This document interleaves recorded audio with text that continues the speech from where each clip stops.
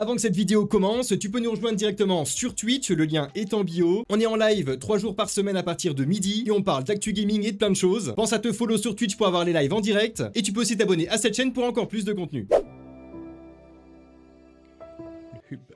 Bonjour à tous, bienvenue dans le Hub. J'espère que vous allez bien. Bonjour Emric. Hello, j'espère que tout le monde va bien pour le Hub. Ah ouais. 13h08, on est le 7 avril. Et aujourd'hui, malgré que je fais l'entrée en matière, c'est pas moi qui lead le stream, c'est Emric. Alors si, on valide un petit peu tous les deux, parce que c'est comme d'habitude, hein, il y a des sujets qui se balancent, mais on en discute ensemble et on fait tout ça, c'est le principal. Aujourd'hui du coup, petit récap gaming. On avait parlé qu'on voulait faire des espèces de petites émissions autour du jeu vidéo, sans forcément tout le temps jouer au jeu vidéo, parce que le jeu vidéo c'est bien, mais les émissions Actu Gaming c'est mieux. C'est mieux, peut-être pas, mais c'est pas mal. Est-ce que tu sais juste... j'ai l'impression d'avoir un mini retour de mon micro. Tu sais juste me dire si c'est bon, c'est normal? T'as pas de trucs bizarres avec le son ou quoi? Non, c'est ok. Bon. D'accord, j'ai l'impression de m'entendre deux fois, mais c'est pas grave. Ok, si jamais il y a un souci, n'hésitez pas de toute façon à le dire dans le chat. On voit vos commentaires en temps réel, hein, que ce soit Fred ou moi, on voit tout directement sur nos écrans, donc c'est ça qui est plutôt cool, on est bien équipé pour ça. Ouais. Il y a juste un problème de lumière, donc tu me parais fort blanc aujourd'hui, mais c'est parce que la lumière là est mal réglée et je n'arrive pas à la changer avec ces petites télécommandes. C'est pas grave, donc... je serai fort blanc, je serai un peu blanc, un peu pâle aujourd'hui, mais c'est pas très grave. Du coup, récap du gaming du moment, on va un peu discuter de l'actualité jeux vidéo de ce mois-ci, de ce qui s'est passé ces derniers jours, ce qui va se passer dans les prochains jours, et on va surtout débattre un petit peu de plein de sujets divers et variés, dont lesquels vous pouvez participer dans le chat également. Il faut savoir que le chat est présent pour ça, donc n'hésitez pas si vous avez envie d'interagir avec nous à le faire dans le chat. La vidéo sera cette fois-ci en rediffusion également sur notre chaîne YouTube, oui, qui n'est toujours pas en dessous mais qui arrivera bientôt. Voilà. Donc voilà, vous pouvez retrouver toutes nos émissions en récap directement sur YouTube, et c'est ce qui est plutôt sympa si jamais vous voulez revoir nos émissions si vous n'étiez pas là. Même si les rediffs sont quand même activés maintenant sur Twitch, mais je sais qu'elles sont activées que pendant une semaine je pense, donc on récupérera tout ça pour mettre sur le YouTube. Même les clips aussi, hein, ça sera possible si des fois on a des informations spécifiques, on pourra faire des petits clips comme ça on pourra les récupérer et les remettre plus tard en ligne sur nos réseaux. Complètement, et c'est ça qui est bien aussi avec le chat, c'est qu'à tout moment vous pouvez clipper, s'il se passe un truc drôle ou quoi, n'hésitez pas à clipper, ça fait toujours plaisir. On passe vite fait sur le programme de ce qu'on va voir aujourd'hui, comme ça aussi vous allez voir un peu de quoi on va parler. L'émission va durer une petite heure, une heure et demie comme d'habitude, on l'avait annoncé de toute façon. Ouais. Donc on a pas mal de choses à parcourir aujourd'hui. On va parler de la grosse période de sortie qu'il y a en ce moment, les quelques jeux qui sont arrivés ces derniers jours et qui arrivent dans les jours qui arrivent. Parce qu'il y a des beaux jeux qui sont en train d'arriver, et il y en a que je suis sûr vous connaissez même pas d'ailleurs, et qui sont plutôt cool. Donc on va en parler, on va vous les présenter juste après. On a également un petit point sur... Je voulais dire quoi. Oui, le film Mario qui est au cinéma en ce moment, il y a des trucs à parler dessus. On garde ça pour le débat. Oui. Mais il y a un point intéressant là-dessus. On a Xbox qui nous a donné une mauvaise nouvelle avec des serveurs de jeux qui vont encore fermer, donc des jeux qui vont disparaître encore. Donc on verra ce que ça va, ce que ça veut dire pour la suite. On en discutera tout à l'heure. On a des énormes contenus qui arrivent pour des jeux qui sont déjà sortis. Spoiler, Diablo, Hades, etc. Même Starfield, on en parlera juste après. Oh, Starfield, j'ai entendu ça avait l'air pas mal. Il y a du débat, il y a des choses à discuter. On va aussi parler des gros succès du moment. On va parler vite fait de Crimson Desert et de Pocopia. C'est les deux gros jeux du moment dont il va falloir discuter un petit peu. Il y a pas mal de choses à dire. Et on va voir également ce qui est en train d'arriver. Il y a de gros événements gaming qui sont en train d'arriver dans les semaines qui arrivent, Fan Festival Final Fantasy XIV par exemple, ou encore les BAFTA Game Awards qui sont un peu les événements qui vont un petit peu élire le jeu vidéo du moment au niveau des États-Unis, au niveau de l'Angleterre, pardon. Et c'est là qu'il y a souvent des jeux qu'on n'a pas l'impression qu'on a suivis, qui ressortent de nulle part. Et on redécouvre des jeux plutôt sympas avec ce genre d'événements, donc on en discutera juste après. On va sûrement parler Dark Rider. On verra. Mais il y a aussi forcément les nouvelles annonces d'Xbox à propos du Game Pass. Quelques nouvelles Game Pass, encore. Donc il va falloir discuter juste après. Voilà. C'est un petit peu l'angle de cette émission-ci. On va parler un peu de tout ça. Comme d'habitude, n'hésitez pas à discuter dans le chat si jamais. Nous, on va débattre, on va donner nos opinions, nos avis. L'idée, c'est de un peu prendre le point de vue de tout le monde et voir un peu ce que ça donne sur ce sujet, quoi. Ça va être pas mal aujourd'hui, je le sens.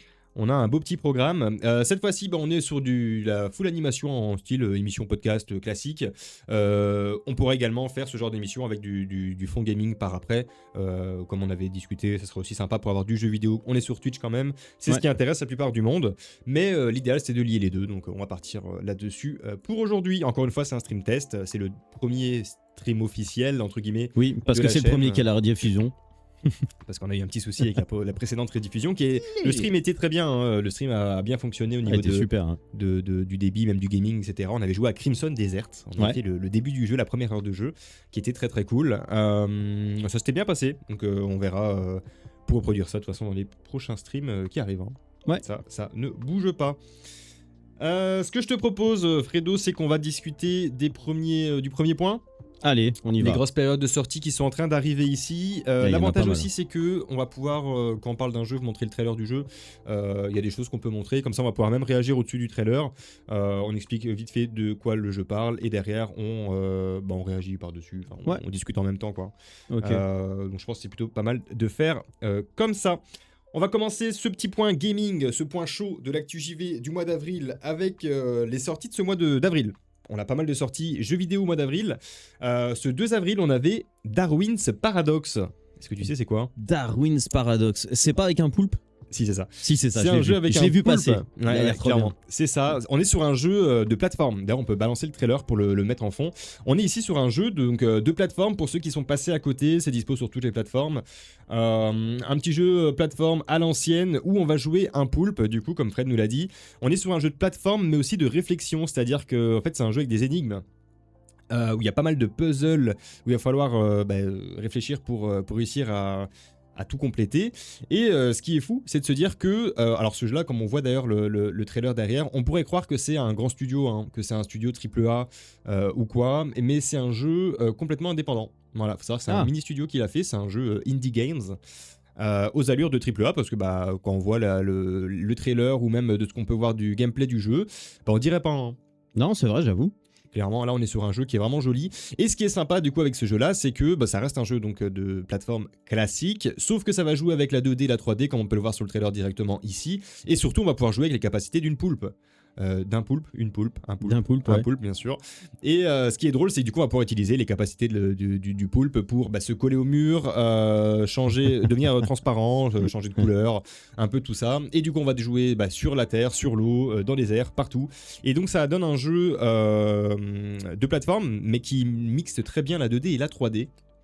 Je trouve il ressemble vachement à celui qu'il y a dans Pixar, dans un des Nemo, je pense. Il y a un poulpe comme ça qui se balade. Ouais. Et c'est vrai que l'avantage, c'est que ça va partout, en fait.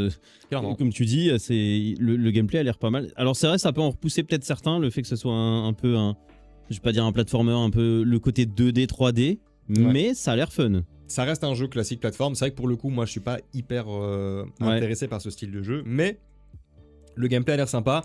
C'est original aussi, faut le dire. Oui. C'est plutôt original, ça donne envie. Oui. Et il y avait pas, c'est pas celui-là où il y avait un système de, oui, voilà, c'est là, c'est juste on l'a vu, qui se cache un peu à la Metal Gear.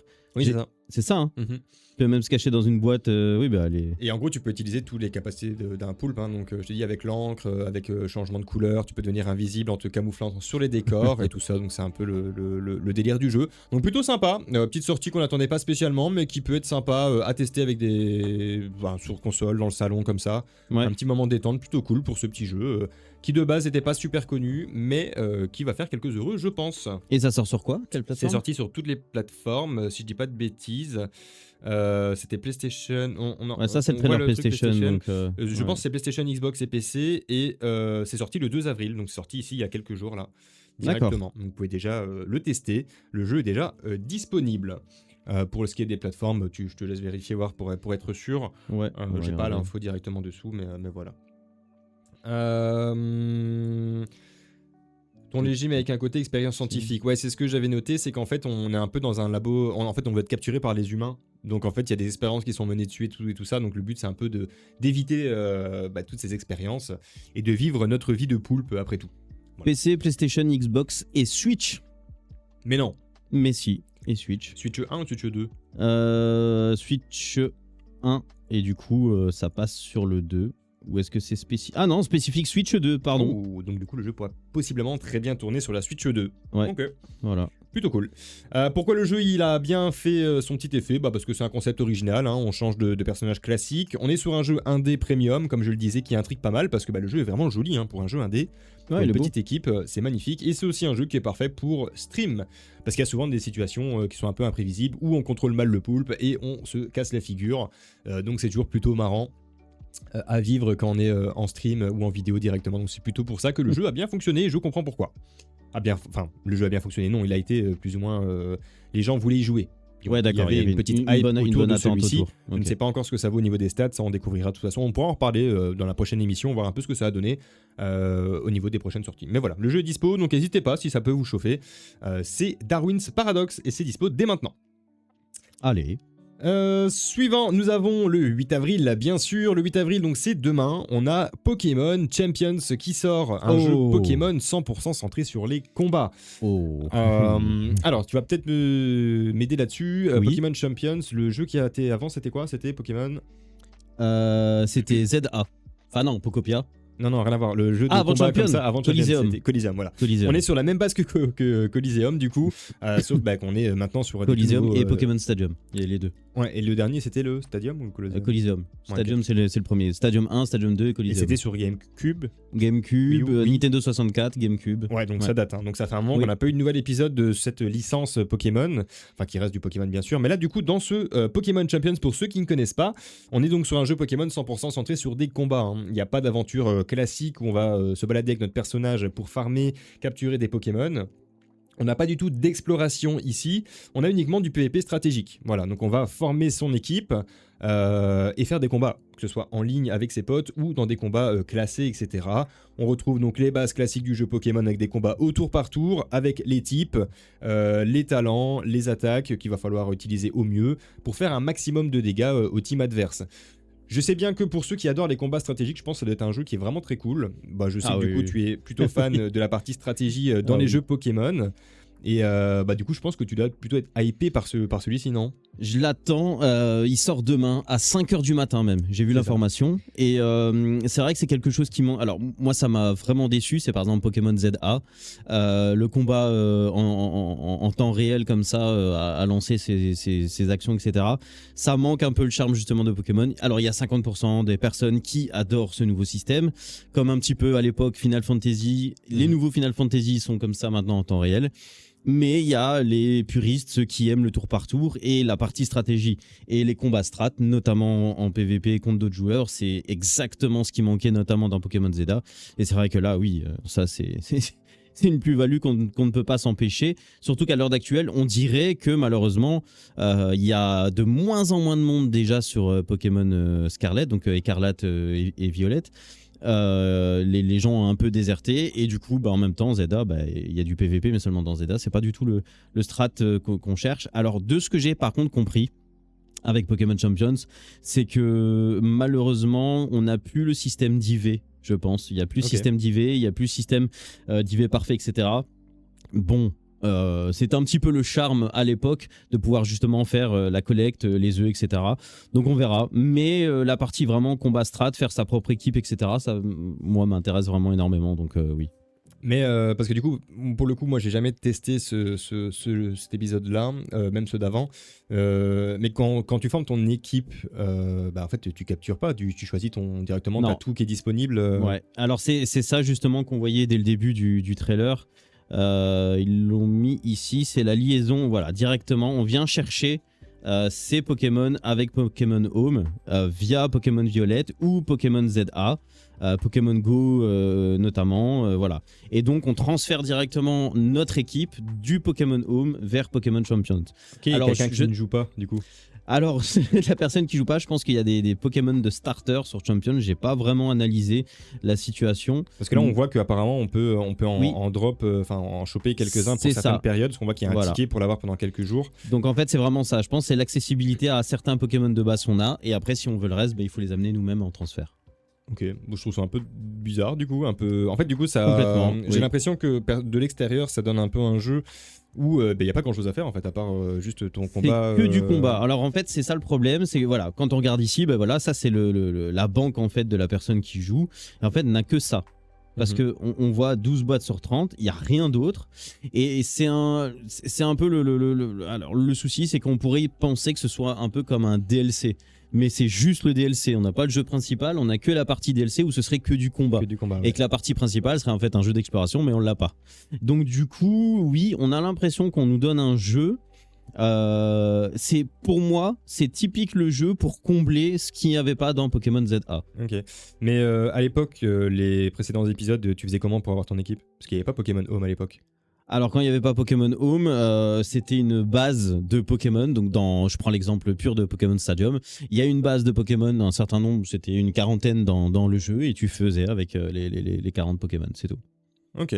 Ah non, je dis des bêtises, c'était les 150 premiers Pokémon. Mais il n'y avait que ça, et puis c'est tout. Voilà. Ok, bah alors pour le coup, moi j'ai un peu du mal avec le concept et le principe parce que je suis fan de Pokémon, mais dans le jeu Pokémon, c'est le fait d'aller chercher tes Pokémon, de les entraîner, quoi, de les faire devenir ton équipe, etc. C'est ce que j'aime vraiment dans le jeu. Et là, comme tu dis, j'ai un peu l'impression que ça nous ampute complètement d'une partie énorme du jeu. Ça peut plaire à certaines personnes. Moi, je suis curieux de voir. Je suis pas spécialement hypé plus que ça. Parce que je sais bien que oui, tu vas le tester de toute façon très probablement. Oui. Tu vas y jouer. Mais je serais curieux d'avoir ton avis du coup une fois que tu l'auras testé par après, quoi. Ouais, sur Internet, il y a une grosse polémique qui fonctionne parce qu'on a su il y a seulement, je crois, c'est 4-5 jours, que en fait, normalement, le jeu est prévu pour sortir sur Switch et sur smartphone. Ouais. Parce qu'il a été justement affiché, il a été vendu tel quel en mode vous pouvez l'utiliser aussi sur votre smartphone, vous pouvez jouer quand vous voulez aux jeux de combat, etc. Chose à laquelle il manquait aussi un petit peu dans Pokémon Go, où c'est un combat juste à 3 Pokémon quand tu fais les combats, mais pas des équipes strat, etc. Et c'est là que tu dis, du coup, ça lie un petit peu un DLC de Pokémon Go, par exemple. En fait, ça pourrait être ça. Tu captures ton équipe vraiment dessus, que tu farmes et après tu joues là-dessus. Sauf qu'il est prévu sortir sur smartphone fin juin, début juillet. Ouais, donc voilà. Donc pourquoi j'ai l'impression que simplement, et c'est ce que dit Internet, et c'est exactement la même réaction que je me suis fait, c'est que en fait, ils le sortent pour donner un truc à vendre sur Switch, pour un petit peu avancer le fait que voilà, c'est uniquement sur Twitch pendant 2 mois, les gens vont l'acheter. Enfin, l'acheter, je pense qu'il est même gratuit en fait. Oui, justement, j'allais en parler juste là. En fait, c'est la grosse force du jeu, c'est que le jeu est 100% free to play. Alors du coup, comment ça va se baser là-dessus? Tu vas pouvoir donc choper du contenu additionnel au fur et à mesure du temps. Je suppose que tu vas pouvoir choper des Pokémon peut-être en mettant un petit billet. J'en sais rien. Ça, je suis curieux de voir, justement. Je sais pas, à mon avis, ils vont peut-être fonctionner. Comment fonctionne Pokémon Nintendo, c'est par des événements. Donc, à certains événements, si on se connecte, on a des cadeaux mystères. Et du coup, on a potentiellement plus de Pokémon qui sont peut-être des Pokémon Strat, etc. Mais voilà. Ouais. À voir. En tout cas, le jeu sera donc cross-platform, comme tu l'as dit, Switch mobile. Et c'est un jeu qui est clairement pensé pour l'e-sport. Hein, donc, on en verra très probablement sur Twitch. Ce qui est intéressant avec le jeu, c'est qu'il est surtout fait également pour remplacer un peu la nouvelle référence du compétitif Pokémon. Oui. Car comme tu le dis, c'est vrai qu'on le voit sur les jeux classiques, mais là au niveau du vrai compétitif Pokémon qui existe et qui est très engagé, je pense que ça pourrait devenir la vraie référence si du coup on peut vraiment recruter ces équipes et en faire ce qu'on pouvait faire d'ailleurs à l'époque avant, mais que sur ce jeu-là. À voir, à suivre, on verra ce que ça pourrait donner. On verra. Je suis curieux pour le coup, parce que je sais pas trop quoi en penser pour le moment. Moi, je vais le tester, je vais voir. De toute façon, on va vite savoir. Hein. Après une ou 2 semaines à sa sortie, le nombre de joueurs va vite indiquer si ça a un banger, une référence d'e-sport plus tard sur Pokémon ou pas du tout. Clairement. Ça me paraît un peu léger, mais why not? On verra bien. De toute façon, quand ça sortira, tu nous donneras ton avis dans la prochaine émission du Hub. Tout à fait. Ensuite, nous avons Replaced, Replaced pour le bon français. On est sur un jeu d'action plateforme encore, mais décidément ce mois-ci il y a beaucoup de jeux de plateforme qui sortent.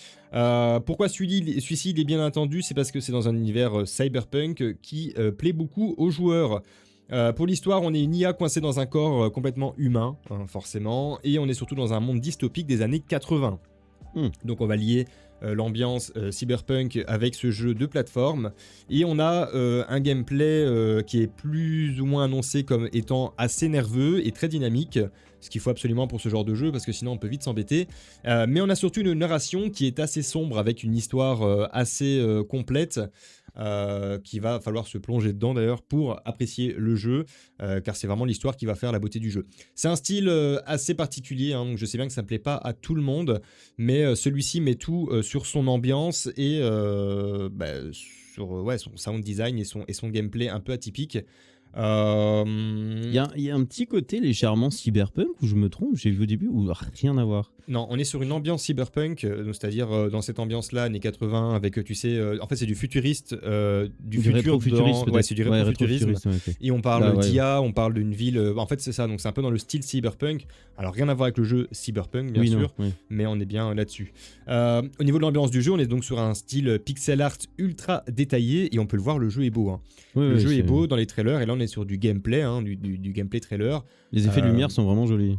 Ouais, ils misent tout là-dessus, les effets de lumière, les effets d'ombre, et puis même les environnements sont assez jolis. Et on a vraiment ce pixel art qui est très présent que sur les personnages, qui fait que c'est un peu particulier au niveau du gameplay. Et on a l'impression qu'ils ont voulu rendre ça un petit peu rétro dans les déplacements du personnage. C'est un petit peu, on dirait que le personnage a moins de FPS que ce qui l'entoure. Je sais pas si tu vois ce que je veux dire. Je vois. Et c'est vraiment pour garder ce style rétro futuriste du coup, le style cyberpunk justement.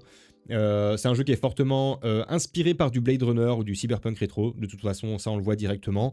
Et voilà, je suis pas spécialement non plus hyper attiré par ce style de jeu, mais le gameplay promet d'être hyper nerveux avec beaucoup de combats au corps à corps.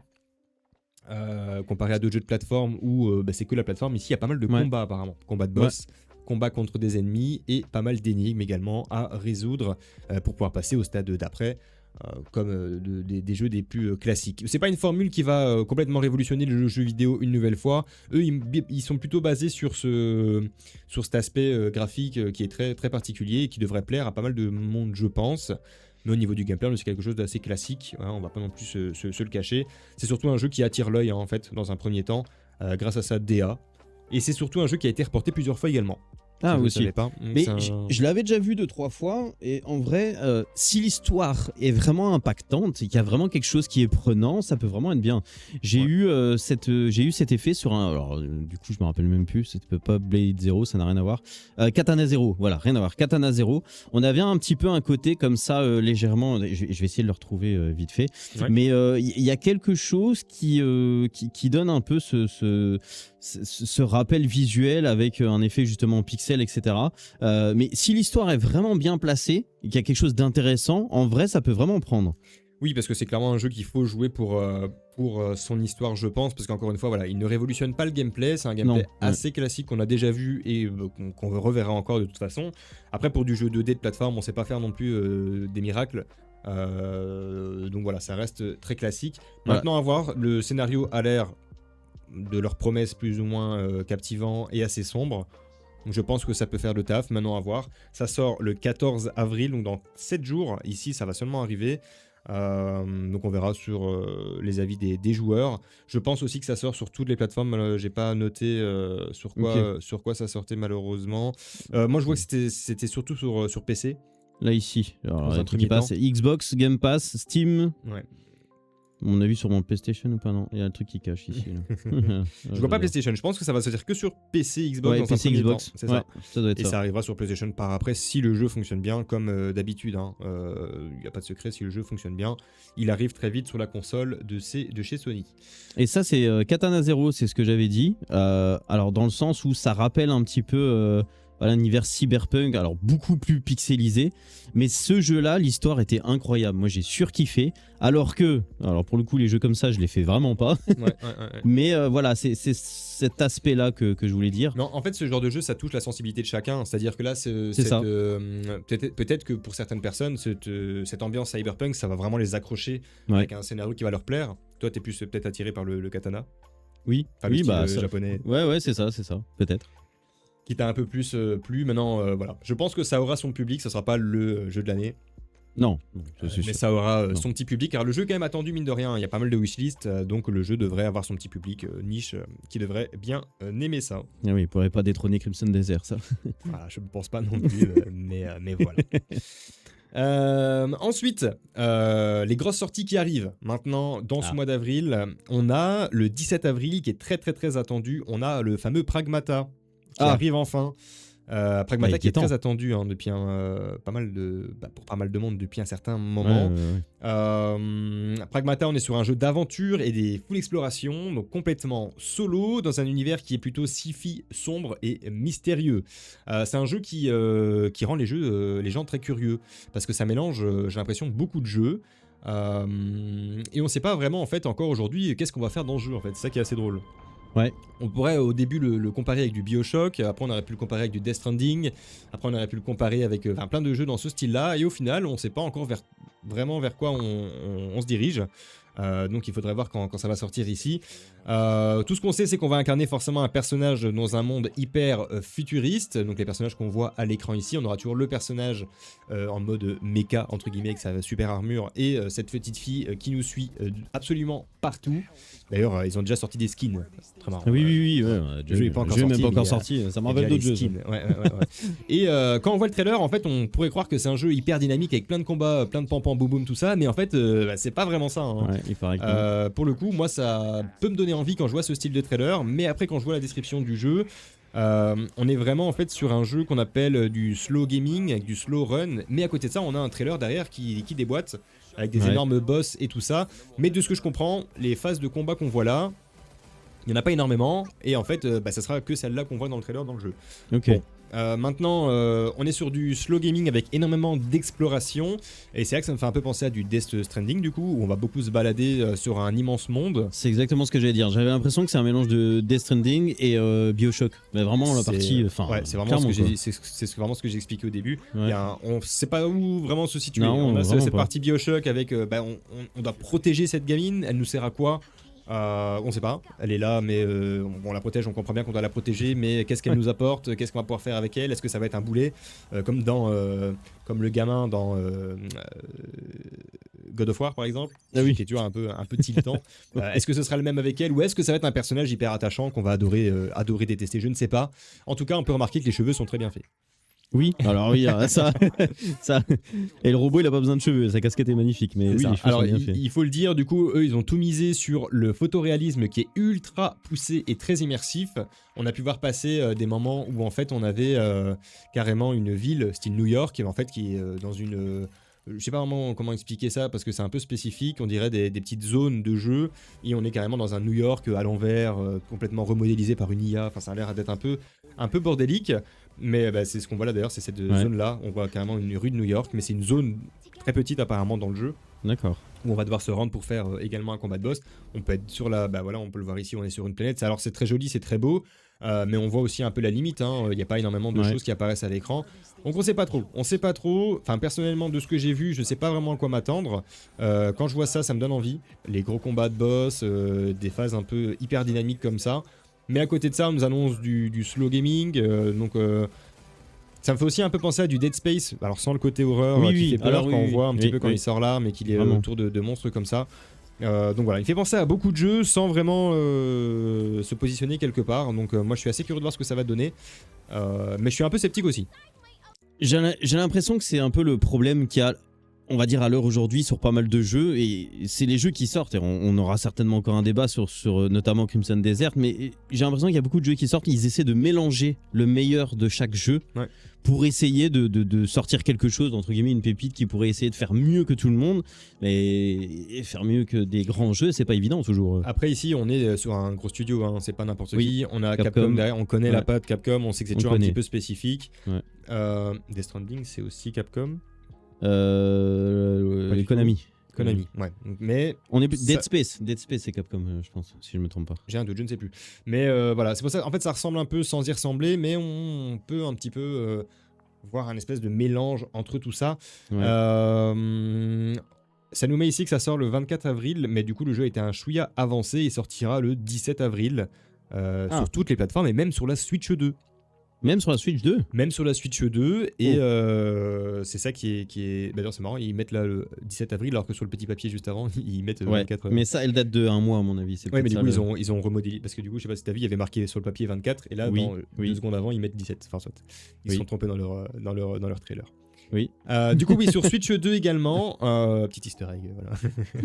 Donc voilà, on voit que le jeu a l'air balèze, il a l'air assez big, donc je suis vraiment curieux de voir ce que ça pourrait donner sur Switch 2 quand on voit ce que donne Resident Evil Requiem, qui était très bien quand on est sur un monde fermé, mais qui est un petit peu plus compliqué à faire tourner quand on est sur un monde ouvert, et là j'ai l'impression qu'il a l'air d'avoir beaucoup de choses à l'écran. Donc à voir, comme c'est pas un jeu qui est spécialement fait pour la Switch 2, hein, il est porté sur la Switch 2 mais il est prévu pour les consoles nouvelle génération, je suis quand même curieux de voir ce que ça va donner sur la console portable. Même je suis même d'ailleurs curieux de voir ce que ça va donner tout court sur les autres plateformes. C'est pas un jeu que j'achèterais Day One, mais c'est peut-être un jeu que je serais curieux de voir ou de tester par après, un petit peu à la Death Stranding, en fait, qui peut attiser la curiosité et qui pourrait être sympa si en fait au final je comprends que c'est un jeu hyper dynamique avec plein de combats de boss qui pourrait être super prenant, je ne sais pas. Du coup, je reviens vite fait. Donc, Death Stranding, c'est bien Konami, donc Sony. Par contre, Dead Space, rien à voir, Electronic Arts. Donc voilà. D'accord, donc rien à voir. Mais voilà, on a un peu l'impression quand même qu'ils prennent un peu le meilleur de tout, comme tu dis, et qui mélangent un peu, tout ça. On verra ce que ça va donner. Donc Pragmata, grosse sortie qui arrive dans quelques jours du coup. Qu'est-ce que j'avais noté d'autre? Forcément, on a au niveau du scénario, hein, de l'histoire complète, ça va tourner beaucoup autour d'énigmes et de mystères à résoudre. Bon, comme dans la plupart des jeux. Mais apparemment, le jeu est beaucoup tourné autour de ça. Ce qu'on voit pas spécialement dans le trailer, vu qu'on voit beaucoup de phases hyper dynamiques et beaucoup d'action. Et c'est là que j'ai l'impression que c'est un peu trompeur.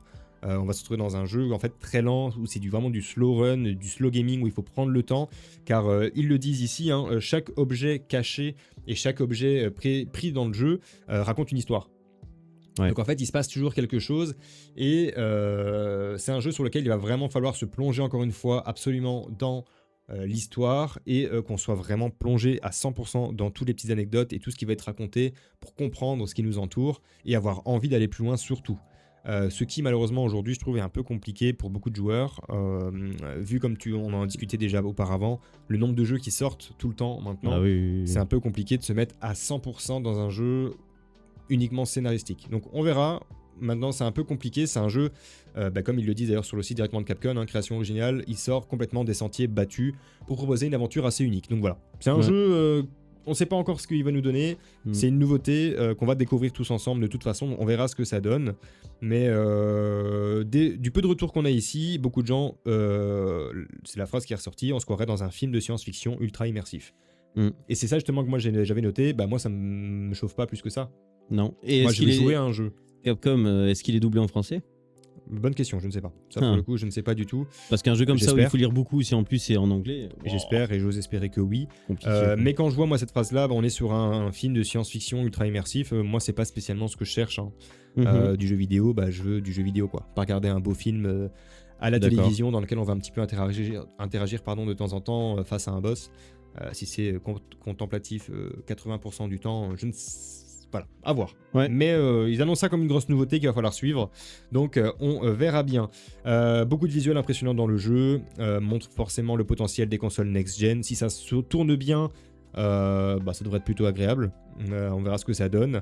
Et ce qui est marrant, c'est que du coup, le jeu, son intrigue est hyper mystérieuse, comme je le disais juste ici. Il y a énormément de théories sur le jeu qui sont en train de sortir sur Reddit, sur Discord, partout. Les gens se posent la question, ça va être quoi ce jeu ? Il y a plein de gens qui sont à fond sur le truc full action, combat boss, un peu comme un Souls-like. D'autres sont vraiment dans un jeu slow running. Et au final, Capcom aurait communiqué que ce serait du slow gaming, avec beaucoup d'exploration, des énigmes, etc. On verra maintenant ce que ça dira quand ça sortira. Mais je suis curieux. Je suis curieux.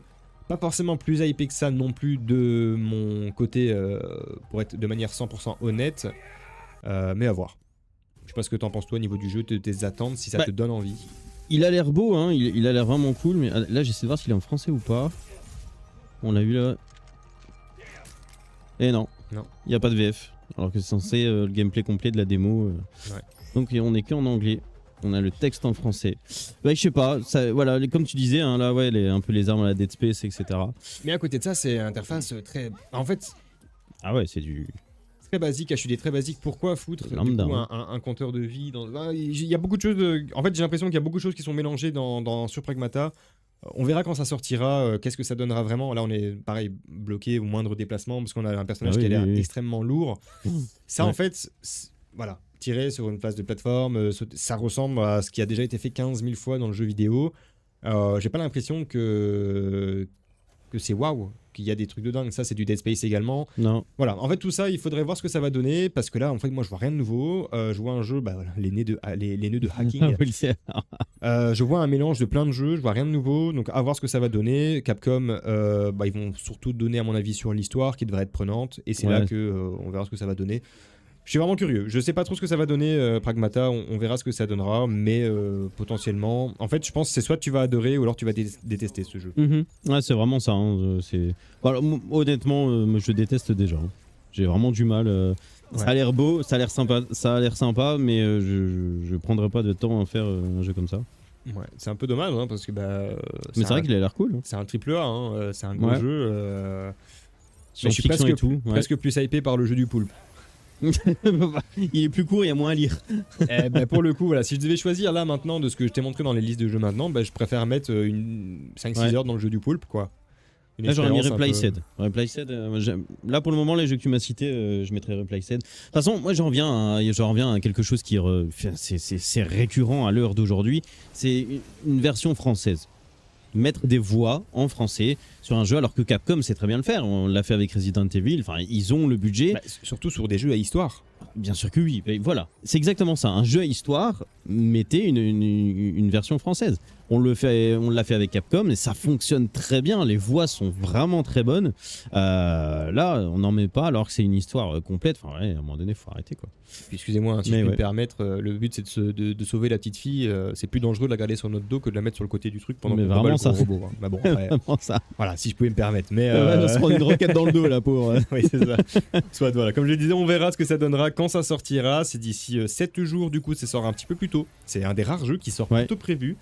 Ça avait fait le mini buzz d'ailleurs. Tout le monde était en mode waouh. Ils avaient communiqué d'ailleurs là-dessus en mode mauvaise nouvelle, le jeu va sortir plus tôt. Enfin, du coup, ils ont transformé ça en bonne nouvelle, mais du coup, c'était la blague. Parce que c'est vrai qu'on est tellement habitués. D'ailleurs, je ne sais pas si tu as vu passer la news. Un créateur de contenu a annoncé que GTA 6 était une nouvelle fois repoussé. Mais non. Un fois vérifié. Mais non, vérifié. On en discutera plus tard d'ailleurs. Je me demande s'il n'y avait pas une histoire d'aquarium là-dedans. Probablement.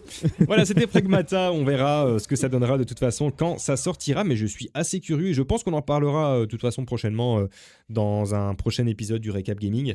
Vu que forcément, on va avoir enfin les premiers retours des gens qui vont pouvoir parler du jeu. Donc on verra ce que ça donne. IP, on va dire, pour personnellement 4 sur 3... 4... Moi je suis à 2. Moi je suis à 2. En fait, on se rend compte qu'on est un peu chiant. Mais très chiant même. Le jeu du poulpe me hype plus, c'est ça le problème en fait. Il faut dire ce qu'il est. Un jeu qui va absolument pas t'en toucher une, mais que moi j'attends un petit peu quand même, qui arrive le 16 avril, Tomodachi Life. Oh non. Tomodachi Life, qu'est-ce que c'est que ça? Le jeu qui avait fait le buzz sur 3DS ou DS? Non, 3DS je pense. Ouais, sur DS. Un jeu qui avait cartonné parce que en fait c'est un simulateur de vie et les simulateurs de vie ça cartonne toujours. Pourquoi? Parce qu'en fait tu crées ton petit personnage, donc les Mi qui existaient à l'époque sur la Wii, qu'on peut recréer sur Switch d'ailleurs maintenant aujourd'hui. Et ce qui est vraiment très cool, c'est qu'en fait tu crées ton Mi, tu le fous dans une ville et tu le laisses faire sa vie. C'est le jeu, c'est un peu comme ça. Et ce qui est assez drôle, c'est que du coup tu vas observer un petit peu la vie quotidienne de ton Mi, mais tu peux lui donner des traits de personnalité, tu peux lui faire ses propres caractéristiques, tu peux le rendre hyper aigri, tu peux le rendre super joyeux, un peu timide, un petit peu voilà. Et ce qui est drôle, c'est que ça parle français. Alors là, tu l'as mis en anglais du coup. Mais ton personnage te parle en français. Donc il parle en français, le vrai perso. Et c'est, ils vont faire des discussions. En fait, toi, tu vas te balader sur la map et tu vas entendre ton Mi parler avec une autre Mi, demander que tiens, qu'est-ce que t'as fait hier? Ça te dirait qu'on allait boire un café ensemble. Et les Mi vont adorer se détester, ils vont adorer s'adorer, ils vont s'aimer, ils vont vivre leur vie. Et c'est ça qui est plutôt drôle, c'est qu'en fait... tu vas créer 2 Mi parce que tu as envie qu'ils soient potes, par exemple, mais en fait, ils vont peut-être complètement se détester parce que leurs caractères vont être complètement opposés sur le jeu. Et ça va faire des disputes sur l'île, ça va faire des tensions, il va falloir que tu règles tout ça petit à petit, que tu débloques des habitations, que tu rajoutes plein de choses pour que les personnages puissent vivre leur petite vie. Ce qui est plutôt cool, c'est que tu peux également forcément faire plein de mini-jeux. pour faire les activités des Mi. Et ce qui est vraiment très cool, c'est que du coup, tu peux mettre les voix dans le jeu et leur faire raconter un petit peu n'importe quoi. On est sur un Sims en mode Animal Crossing en fait. C'est ça, sauf que c'est beaucoup plus fun, beaucoup plus dynamique. Il y a plein de petits mini-jeux. Tu peux gérer. En fait, ce que tu vas faire du coup, ce qui est annoncé ici, c'est que tu vas pouvoir carrément avoir des mariages avec des Mi. Okay. Tu vas avoir des amitiés, des rivalités. Hein, donc c'est un peu ce que je disais. Tu peux créer 2 persos pour qu'ils soient potes et qu'au final leur caractère ça marche pas. Et du coup, en fait, ils vont vivre naturellement leur vie. On peut un petit peu les pousser à faire des choses, etc. bien sûr, mais il y a beaucoup de surprises qui se passent tout au long du jeu. Ce que les joueurs en disent de Tomodachi et qui est encore plus poussé ici, c'est qu'on ne sait jamais ce qui va arriver à nos personnages. On peut se retrouver avec... petit bonheur à chance. Voilà, 2 Mi qui se retrouvent avec 3 enfants... une famille énorme alors que le gars il déteste par exemple il déteste tout le monde mais il se retrouve avec une famille avec plein d'enfants et du coup bah, le gars il va faire que râler et en fait ce qui est assez drôle aussi c'est qu'il y a une petite gestion des finances. On va pouvoir en faisant des activités gagner de l'argent. Gagner de l'argent va nous permettre de rajouter des choses sur notre île pour la rendre plus agréable et attirer d'autres personnages et en fait on va commencer vraiment sur une petite île toute bidon où il n'y a pas grand chose et à force de jouer on va ramener des items, on va ramener des Mi, on va pouvoir améliorer notre île, la rendre de plus en plus importante et avoir carrément un petit village à gérer avec plein d'interactions qui se passent. Et c'est là que c'est drôle, c'est que forcément plus il y a de Mi, plus il se passe des choses dans ta ville et c'est là que il se passe plein de choses plutôt marrantes. Oh, je sens déjà le truc arriver. Et il y a des possibilités, genre par exemple, alors c'est bête, hein, mais comme dans les Sims avec des météorites et tout ça, non, les problèmes, non, il n'y a pas ça, c'est juste... Il y a des situations qui se créent sur la map. Alors peut-être pas des météorites, mais il peut se passer des choses qui font que toute la vie change sur l'île, par exemple. Ils vont devoir gérer des choses. Et après, c'est aussi à nous de pouvoir faire gérer toutes ces situations parce que du coup, tout ce que tu fais a un impact sur ce qui se passe autour de toi. Donc voilà, un jeu qui, pour le coup, est assez marrant. On est encore une fois ici sur du slow gaming, hein, un peu à la Pocopia, où on crée notre petit univers, on invite nos amis, on rigole à ce qui se passe autour de nous, c'est assez chouette, on peut gérer les personnalités de chacun. Et c'est une petite gestion de vie qui permet de faire plein de choses. Et là, on peut voir le niveau de bonheur, par exemple. Et chaque Mi aura des missions à compléter pour augmenter ses niveaux de job, donc de métier, sa personnalité à elle. Et en fait, elle va pouvoir carrément créer sa vie dans le jeu, quoi. Ah, je vais pouvoir tester. J'ai l'impression qu'il y a énormément de personnes qui sont assez fans de ce style de jeu. C'est un petit, entre guillemets, hein, ça reste un peu comme Pocopia. Ça reste un jeu chill où on joue... ça sort sur Nintendo Switch, hein, ça, c'est ça, que sur Switch. Ça sort que donc sur oui, Switch, c'est vraiment à se poser sur son fauteuil et à jouer à ça et à faire sa petite ville tranquille. En fait, c'est le jeu accessible à tout le monde. C'est vraiment le jeu que tout le monde peut jouer, en fait, hein, quelques heures par-ci, par-là. C'est un jeu qui joue aussi pas mal sur la nostalgie et du charme Nintendo, hein, parce que c'est les Mi, les personnages Mi qu'on a toujours connus. Ils nous ramènent ça d'une version 3DS qui était un peu moins jolie, et là qui est vraiment refaite, qui a l'air plutôt sympa. Ouais. Avec un beau mélange entre de l'Animal Crossing, du Pocopia, des Sims, plein de choses en même temps. Donc voilà, c'est un jeu qui va marcher, parce que Nintendo... Bah oui. Mais voilà, c'est clairement le... Quand c'est tagué Nintendo, ça se vend. Les gens adorent, hein, les gens ils se marient, enfin les Mi ils se marient, ils se disputent, ils font n'importe quoi. Et en fait, on crée des personnages qu'on connaît. Bien souvent, c'est ce que les gens font. En fait, ils créent des personnages qu'ils connaissent dans la vraie vie.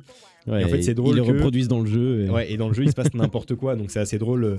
Imaginons, on crée le personnage d'un ami proche. Et ben, en fait, il va se retrouver en couple avec une personne qu'on déteste ou qui déteste complètement dans la vraie vie. Et il a des enfants avec. Et du coup, il se marie. Et du jour au lendemain, il veut divorcer. Et du coup, ça fait plein de choses assez drôles. Et ce qui est drôle, c'est qu'on peut jouer donc avec nos amis également. J'ai vu, il y a du local. On peut mettre nos Mi sur les îles des autres. Les autres, et les ramener chez nous, etc. Ça crée plein de situations. Il y a plein de choses à débloquer dans le jeu. Ce qui est pas mal aussi, c'est qu'il y a beaucoup de choses à découvrir et à débloquer. Donc il y a quand même du gameplay, mine de rien. Ouais, je vois ça. Et ça peut vraiment nous donner quelques heures de jeu. On n'est pas sur un jeu compétitif, hein, pas du tout. On est vraiment sur du slow gaming dans le canapé et c'est plutôt drôle. Mais voilà.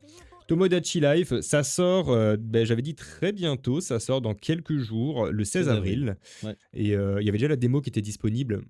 Et d'ailleurs, je sais pas si tu as vu passer ça sur les réseaux. En fait, dans la démo, tu avais l'île avec juste une ou deux maisons. Et tu pouvais faire parler le Mi, donc d'où il y a tout le monde qui faisait absolument n'importe quoi. N'importe quoi avec. Voilà, donc c'était vraiment des trucs, des scènes, voilà. Et la démo se terminait dans le sens où ton Mi, il rentrait chez lui. Et une fois qu'il était rentré chez lui, il se mettait en quarantaine et il voulait plus sortir de chez lui tant que t'achètes pas la version complète du jeu. Mais non! Ah, ça c'est malin. Ouais, et du coup, en fait, du coup, les gens ils empêchaient les de rentrer chez eux pour pas que ça soit à la fin de la démo. Pour pas que ça s'arrête. Et du coup, ouais, c'était marqué, du coup, bah voilà, si tu veux. Ça a l'air vraiment très chouette ce qu'on fait ensemble. Si tu veux qu'on continue à jouer, bah il faut acheter le jeu. Quoi. Je trouve ça un peu marrant ce qu'ils ont fait comme truc là. C'est malin. C'est un peu bridé la démo de cette manière-là. Je trouve ça plutôt marrant. Et donc voilà, on verra ce que ça donne aussi, mais c'est un petit jeu sympa qui va plaire à pas mal de monde, je le pense. Ça me donne presque envie de faire la démo pour voir pour empêcher qu'ils soient en quarantaine. Ouais, bah oui, c'est vrai, c'est ça. Mais pourquoi pas tester du Tomodachi Life un jour en live. De toute façon, on a la Switch 2, donc ce sera totalement possible à voir. Ouais. Qu'est-ce qu'on avait d'autre? Également, le 16 avril, on a un dernier jeu qui arrive pour ce mois d'avril. On a quand même pas mal de sorties, mine de rien, ce mois-ci. On a un jeu qui était beaucoup attendu et qui a été repoussé encore pas mal de fois aussi. C'est Mouse PI for Hire. Ah oui. Alors ça va peut-être vous dire quelque chose. On est sur un jeu à la DA très très très particulière. On est sur un jeu à la première personne, un FPS, un jeu de tir à la première personne qui va déborder complètement d'action. Parce qu'on on s'inspire des cartoons des années 30 au niveau de la DA. C'est très particulier, mais ça a vraiment un charme qui peut vraiment donner envie de tester ce jeu. On a ici des animations complètement rétro en noir et blanc qui est dessiné à la main. Elles sont toutes dessinées à la main du coup, comme à l'ancienne. Et on est carrément dans ce jeu de tir, dans cet univers-là. On a donc cette esthétique qui est plutôt vintage, plutôt saisissante. Et on va naviguer dans le jeu entre des couches de corruption, dans une histoire de détective privée passionnante. Avec du cartel, avec plein d'histoires dans des bars un petit peu bizarres et tout ça. Le but du jeu, ça va être de mener des enquêtes, mais de beaucoup de tuer des gens en fait, aussi. Oui, ça doit. D'ailleurs, heureusement que la licence Mickey, entre guillemets, elle a été justement libérée il y a quelques années, parce que j'ai un doute que Disneyland aurait laissé passer ce genre de jeu. Je sais pas, parce que ça n'a absolument rien à voir avec du Mickey, pour le coup. Mouse avec les... il y a un petit quand même... Ouais, c'est vrai que après c'est limite. Ouais, c'est vrai que c'est un peu limite. Il y aurait eu entre guillemets, genre ça aurait été contre Nintendo qui aurait sorti ce genre de jeu, il aurait eu le procès directement. Peut-être que du coup c'est pour ça que le jeu a été repoussé un peu, je ne sais pas trop. Mais oui, c'est le Steamboat Willy. Oui, c'est complètement pompé en fait. On est vraiment dans ça, avec les mêmes polices d'écriture que Mickey. Steamboat Willy. Ouais, de toute façon. Voilà, donc c'est vraiment ça. Oui, en fait, ouais, ok, un peu drôle, mais à voir, c'est particulier, ça a l'air hyper dynamique comme jeu. Ça n'a pas l'air très coloré. Non, c'est l'avantage, c'est que ça... Au moins on voit pas beaucoup le sang. Du coup, c'est l'avantage. Du coup, il y aura pas mal d'histoires de détectives qu'on va suivre et on va devoir foncer, bourriner dans le tas et absolument déglinguer tout le monde. On a une petite phase de jeu qui ressemble un peu à du Doom qu'on a pu voir avec justement cette phase-là, qui ressemble un petit peu. Donc je pense qu'ils ont pris, pareil, ça aussi c'est des monstres de Doom, c'est exactement les mêmes monstres. Ils ont pris pas mal de choses aussi qui est d'à gauche à droite pour mettre ça dans le jeu, donc c'est plutôt pas mal. Et ce qui est plutôt sympa par contre, c'est la DA, donc avec la bande son très jazz du jeu, qui est assez drôle également et qui se prête plutôt bien à cette ambiance. Et forcément on aura également un arsenal, comme on l'a vu, bien chargé, avec beaucoup d'armements différents et surtout beaucoup de choses qui vont nous permettre d'aller vers nos enquêtes et d'absolument terminer tout le monde, j'ai l'impression, dans ce jeu bourré d'action. Ouais, pas mal. J'ai l'impression que vraiment la difficulté va être bien corsée. J'ose espérer, parce qu'en fait du coup là ils misent tout sur la DA, c'est un peu original et tout ça, mais après ça reste un jeu tir assez basique au final. Même si là on va plonger dans ce truc des enquêtes, il va falloir mener un petit peu l'enquête, parce qu'on voit qu'il y a pas mal de scènes avec des énigmes, et aussi des petits combats de boss et des phases plus un peu bourrin. Encore une fois, un jeu qui va mélanger plein de choses, mais je pense que ce style de jeu là, c'est tu poses le cerveau et tu bourrines dedans. Tu te fais plaisir, tu passes à autre chose, ça va durer quelques heures et puis voilà. Ça a l'air quand même assez joli, mine de rien. Moi, ça peut me donner envie. Je vois cette phase de jeu là, je trouve ça très joli. Le bâtiment comme ça, même les alentours et tout ça, je trouve ça plutôt joli. Alors c'est beau, mais j'ai quand même un gros bug sur. J'ai l'impression d'avoir deux jeux là, c'est-à-dire que j'ai l'impression d'avoir un jeu derrière et d'avoir mis un PNG devant. Ouais, c'est ce qu'ils veulent. Pareil dans la cuisine, pareil, on voit en fait c'est un mélange. C'est le gros mélange 2D 3D et pour le coup il marche très très bien, parce que du coup on va se balader dans un monde 3D en étant en 2D quoi. Donc pour le coup plutôt pas mal. Ouais. Assez curieux de voir ce que ça va donner. Bon, pas non plus de grosses attentes personnellement, mais je sais bien qu'il y a pas mal de gens qui l'attendaient parce que c'est original et ça change un petit peu de ce qu'on a autour de nous pour le moment, quoi. Oui, ça pour changer, ça change complètement. Ça me rappelle, il y a un jeu comme ça. Alors, on n'est pas du tout sur du FPS, mais il y avait un jeu comme ça à l'ancienne où tu pouvais même jouer en coop, mais c'était en platformer, style animé comme ça, mais qui était très difficile. Et du coup, oui, Cuphead. Oui, Cuphead, voilà, c'est ça. Excellent, hein. Mais oui, c'est ça. Mais j'ai pas l'impression que là tu puisses jouer en coop à ce Non. Et du coup, ça aurait été pas mal d'avoir peut-être pardon, excusez-moi, un screen, un split screen où on peut jouer à deux, faire la campagne coop à deux. Oui. Je vais prendre ma bouteille, je te laisse donner ton avis sur le jeu. Y a pas de problème. Ah bah ça, quand on parle, on a soif. Hein. Non mais ouais, non, il y a quelque chose d'intéressant, mais ouais, un split screen sur ce style de jeu, ça aurait pu être sympa, mais un petit peu compliqué à mon avis à mettre en place. Beaucoup plus facile à mettre en place, notamment sur un Cuphead, au niveau de deux personnages. Mais oui, sur ça, ou alors il aurait fallu... parce que pour le coup, en fait, regarde, maintenant, on se dit maintenant, tiens, le jeu sort, pourquoi pas le faire en stream? C'est vrai qu'en fait, on le fait en coop, ça aurait été génial. On fait le jeu en coop directement en live comme ça, pourquoi pas? Si le studio du jeu, d'ailleurs, est sur le chat, n'hésitez pas à nous envoyer une clé pour faire le test, hein, bien sûr. Tout à fait. Des fois, ça le fait, donc voilà. Bon, peut-être pas avec nos nombres de viewers, mais on ne sait jamais. Mais du coup, oui, pourquoi pas? Moi, je trouve ça assez chouette comme jeu. Et je pourrais potentiellement y jouer. Là, pour te dire, je mettrais ça. Y jouer. Ouais, je mettrais ça en deuxième sur ma liste du jour. Ah ouais. Je mettrais Tomodachi en premier. Tomodachi. Dans les sorties du mois d'avril. Ça ne m'étonne pas en même temps, ça ne m'étonne pas. Tomodachi Life. Et ensuite, je mettrais celui-ci, je pense. Ok, ouais, il peut avoir ça. La différence, c'est que ça change. Ça change des jeux, en fait. Ça change des jeux tous les jours. C'est vrai qu'on a un amas énormément de jeux, on va dire, copies conformes qui sortent, etc. Donc oui, c'est vrai que ça peut être intéressant. Et s'il y avait une démo, je l'aurais faite. Je pense qu'il y a une démo, hein. Ah, bah. Parce qu'elle était sortie à un moment, elle est peut-être plus dispo du coup, mais il y avait une démo pour tester le jeu, hein. Il y avait du gameplay qu'on pouvait tester à l'époque. Bon, peut-être possible, hein, quelque chose à faire. La boule, elle revient souvent. Hein. Vraiment un petit côté, on vient chercher le côté Indiana Jones avec les énigmes, comme tu dis, les petits boss et tout. Ouais, c'est à voir. C'est un mélange de plein de jeux. Why not? Why not? Alors, je me permets un petit truc qui n'avait rien à voir avec le programme de base. J'ai vu que quand tu avais lancé YouTube, on avait un trailer qui venait de sortir il y a quelques minutes ou quelques heures.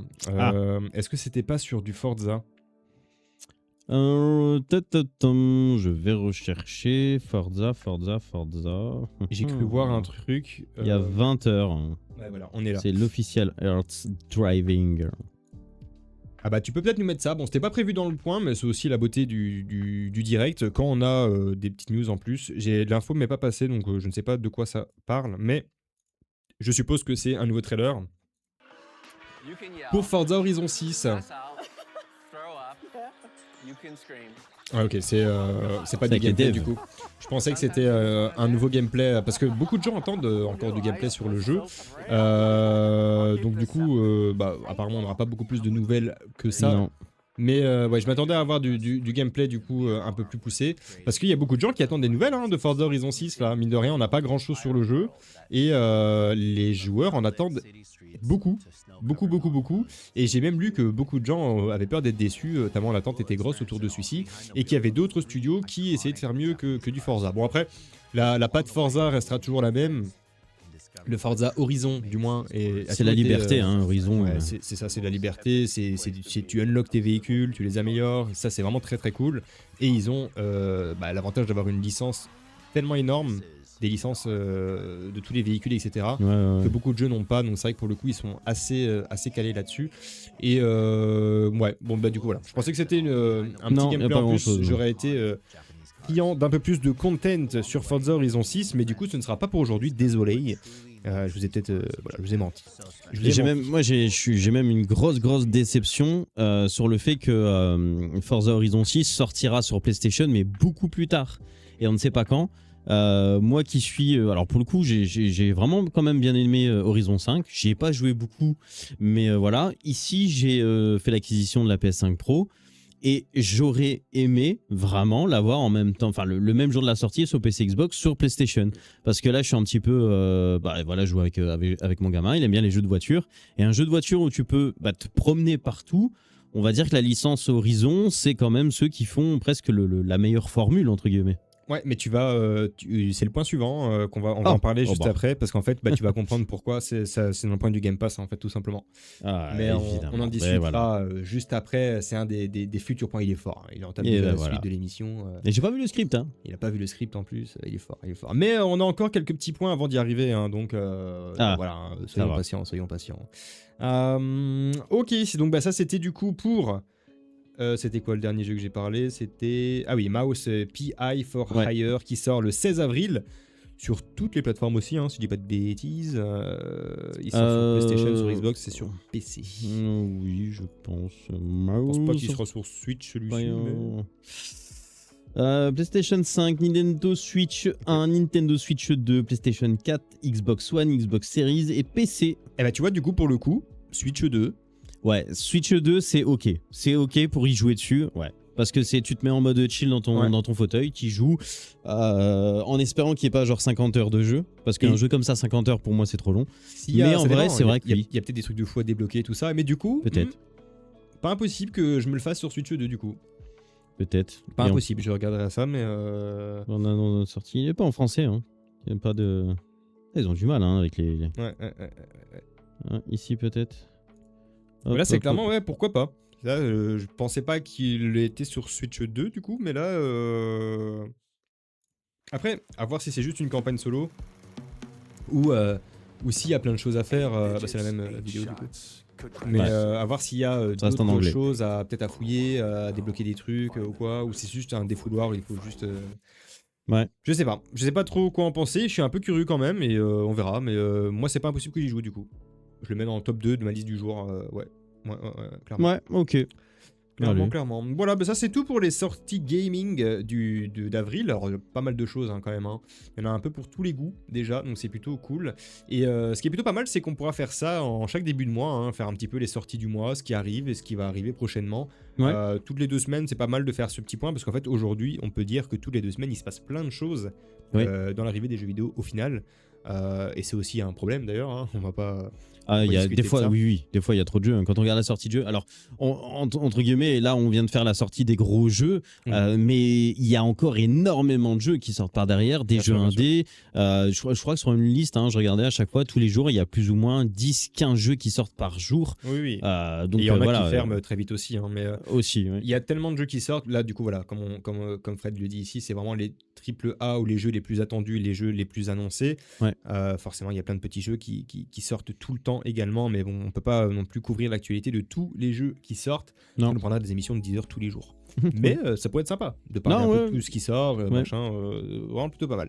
On verra pour les prochains jeux de toute façon dans la suite d'émissions.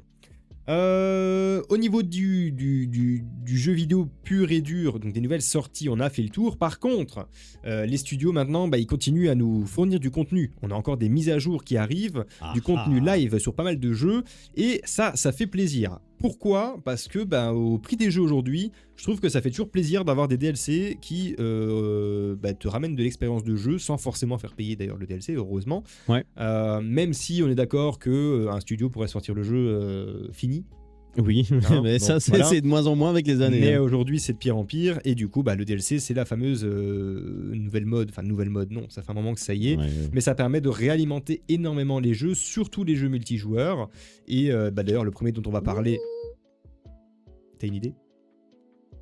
J'ose espérer que tu me dises Ark Rider, mais je ne pense pas que c'est...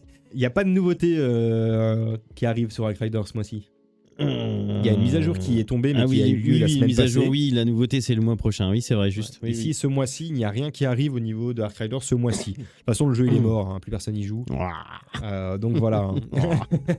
On va mettre un sondage sur le stream. Je vais y répondre, tiens. Non, ici on va plutôt parler de Diablo 4. Ah, Diablo 4. Diablo 4, extension Lord of Hatred qui arrive. Toute nouvelle extension. Non, la nouvelle extension elle arrive à la fin du mois. Elle sort le 28 avril.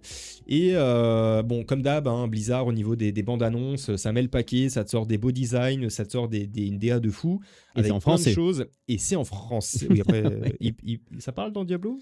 en français? Ouais, ça parle, ça parle. Ouais.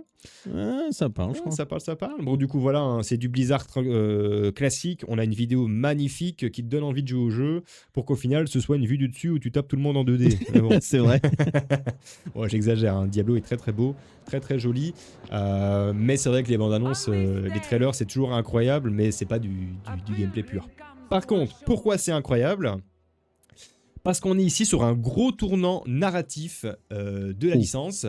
Parce qu'en fait, on va avoir ici... en fait, ils ont fait ce DLC pour se focaliser sur la fin de l'histoire principale de Diablo 4, où on va avoir le combat final contre... Attention spoil, hein. Non, mais c'est d'accord, le scénario du jeu. C'est le scénario comme ça. C'est Diablo. Là, c'est le scénario final. On va se battre contre Mephisto, le seigneur de la haine, qui est le méchant de Diablo 4. D'accord. Et qu'on ne tue pas dans Diablo 4. Marrant. Okay. Là, on est sur le combat final. Enfin, ça y est, la fin de Diablo 4.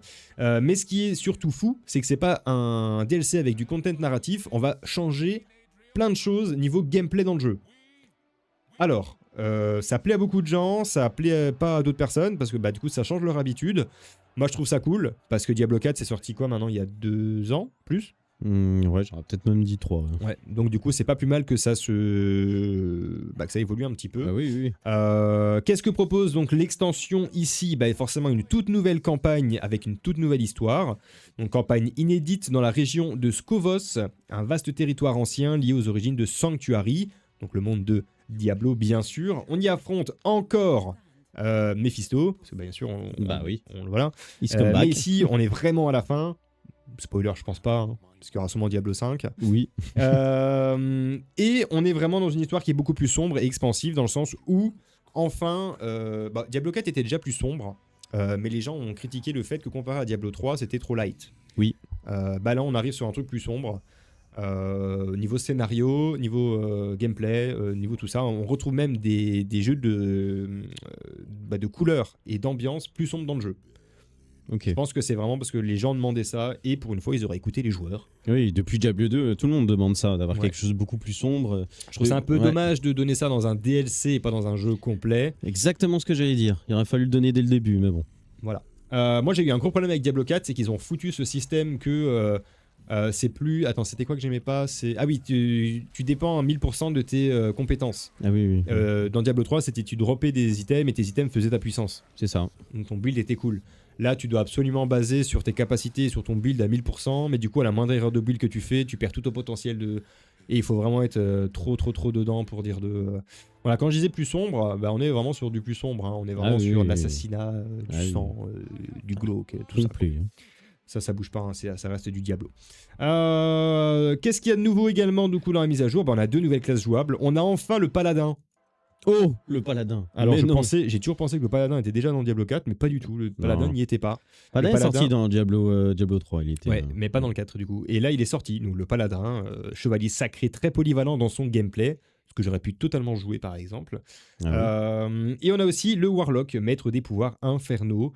C'est 2 nouvelles classes qui offrent des styles de jeu totalement différents, qui permettent de revoir beaucoup et même énormément de build, parce que du coup il va se passer plein de choses en plus avec ces personnages là spécifiquement qui vont avoir un impact complet sur le build des joueurs et du coup c'est ça qui fait une certaine modification du gameplay, parce que du coup il va falloir tout retravailler autour de ces 2 nouveaux personnages, ce qui est plutôt pas mal. Ça rajoute un peu de nouveauté pour ceux qui ont déjà fait le jeu encore et encore. Ils vont pouvoir refaire ce DLC là avec des nouveautés au niveau de ce gameplay et de ces personnages-là. Et j'ai l'impression que c'est un peu plus basé également...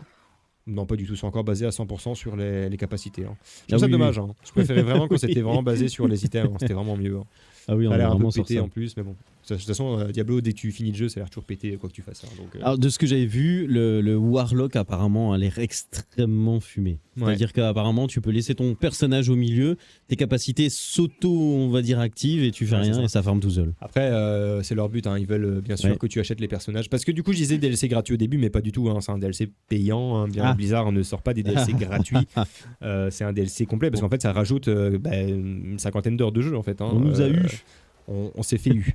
On s'est fait eu par... Mais bon, il y a plein de gens qui vont l'acheter. Et franchement, je suis même triste de pas accrocher à ce système de jeu Diablo, parce que moi, Diablo, j'adore Diablo 3, j'ai adoré. Je trouve ça dommage parce que j'adorerais avoir des nouvelles saisons qui retombent tout le temps avec de plus en plus difficiles, avec plein de choses à débloquer, tout ça. J'adore ça. Ouais. J'arrive pas du tout à accrocher. Et c'était le même problème avec. On avait fait le qui ressemble à Diablo. Path of Exile. Path of Exile le 2. Le 1 était pareil, basé sur le stuff qui était génial. Et le 2, ils l'ont également basé sur du 100% build. Trop dommage. Ça perd un potentiel de dingue, mais apparemment tout le monde aime bien. Donc écoutez. Bah, les ventes sont assez conséquentes hein, quand on voit le nombre de joueurs. Même à l'heure d'aujourd'hui, quand on va sur le nombre de joueurs, par exemple, il suffit d'aller voir là. Le nombre de joueurs qu'il y a sur Steam, de Path of Exile, même Diablo de toute façon, il y a énormément de joueurs. Hein. Ça reste des franchises et une espèce de gameplay qui plaît aux joueurs de toute façon. Ouais. Et du farm, hein, il y en a partout. Hein. Ça, du farm, wow. Ouais.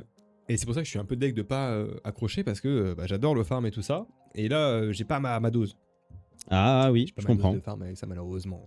Ici, quand on regarde dans la liste, dans les top jeux joués, eh ben non, Path of Exile descend. Je l'avais vu il y a pas longtemps, mais oh oui, il descend même bien. Hein. Oh là là, oh là là, oh là là. Ah ici, voilà. Bah, c'est même pas le 2, on est sur le 1 en plus, c'est le 1.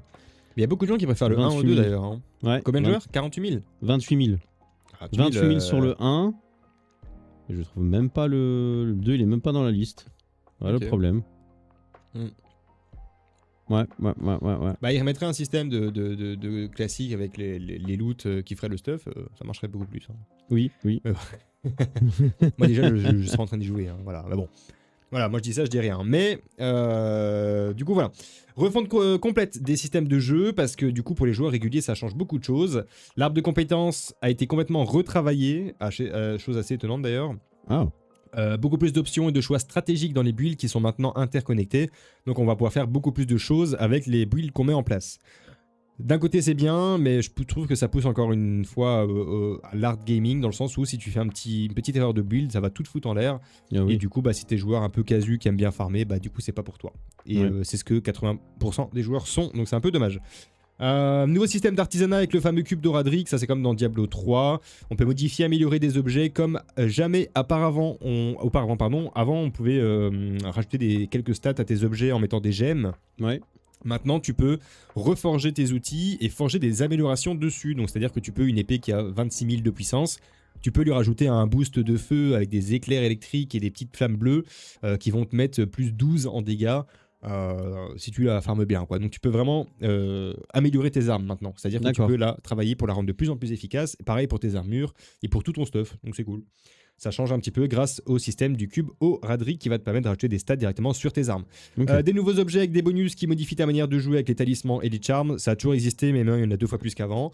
Et on a également les loot filters qui sont enfin arrivés. Le jeu est sorti depuis 3 ans. Quoi que qu'est-ce loot filter ?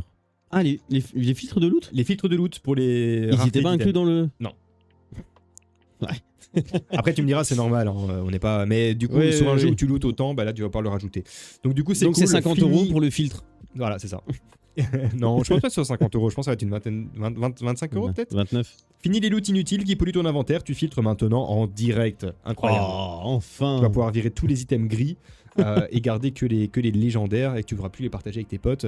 Est-ce que je peux regarder le prix du DLC de Diablo 4 ? Peut-être que... 6900 joueurs sur Diablo 4, là en instantané, et Path of Exile 6127. Wow. 6000 joueurs.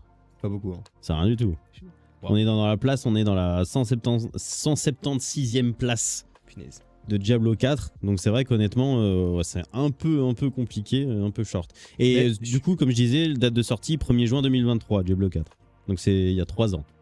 Je suis quand même persuadé qu'ils remettraient ce système classique de... Après, ouais, je sais pas.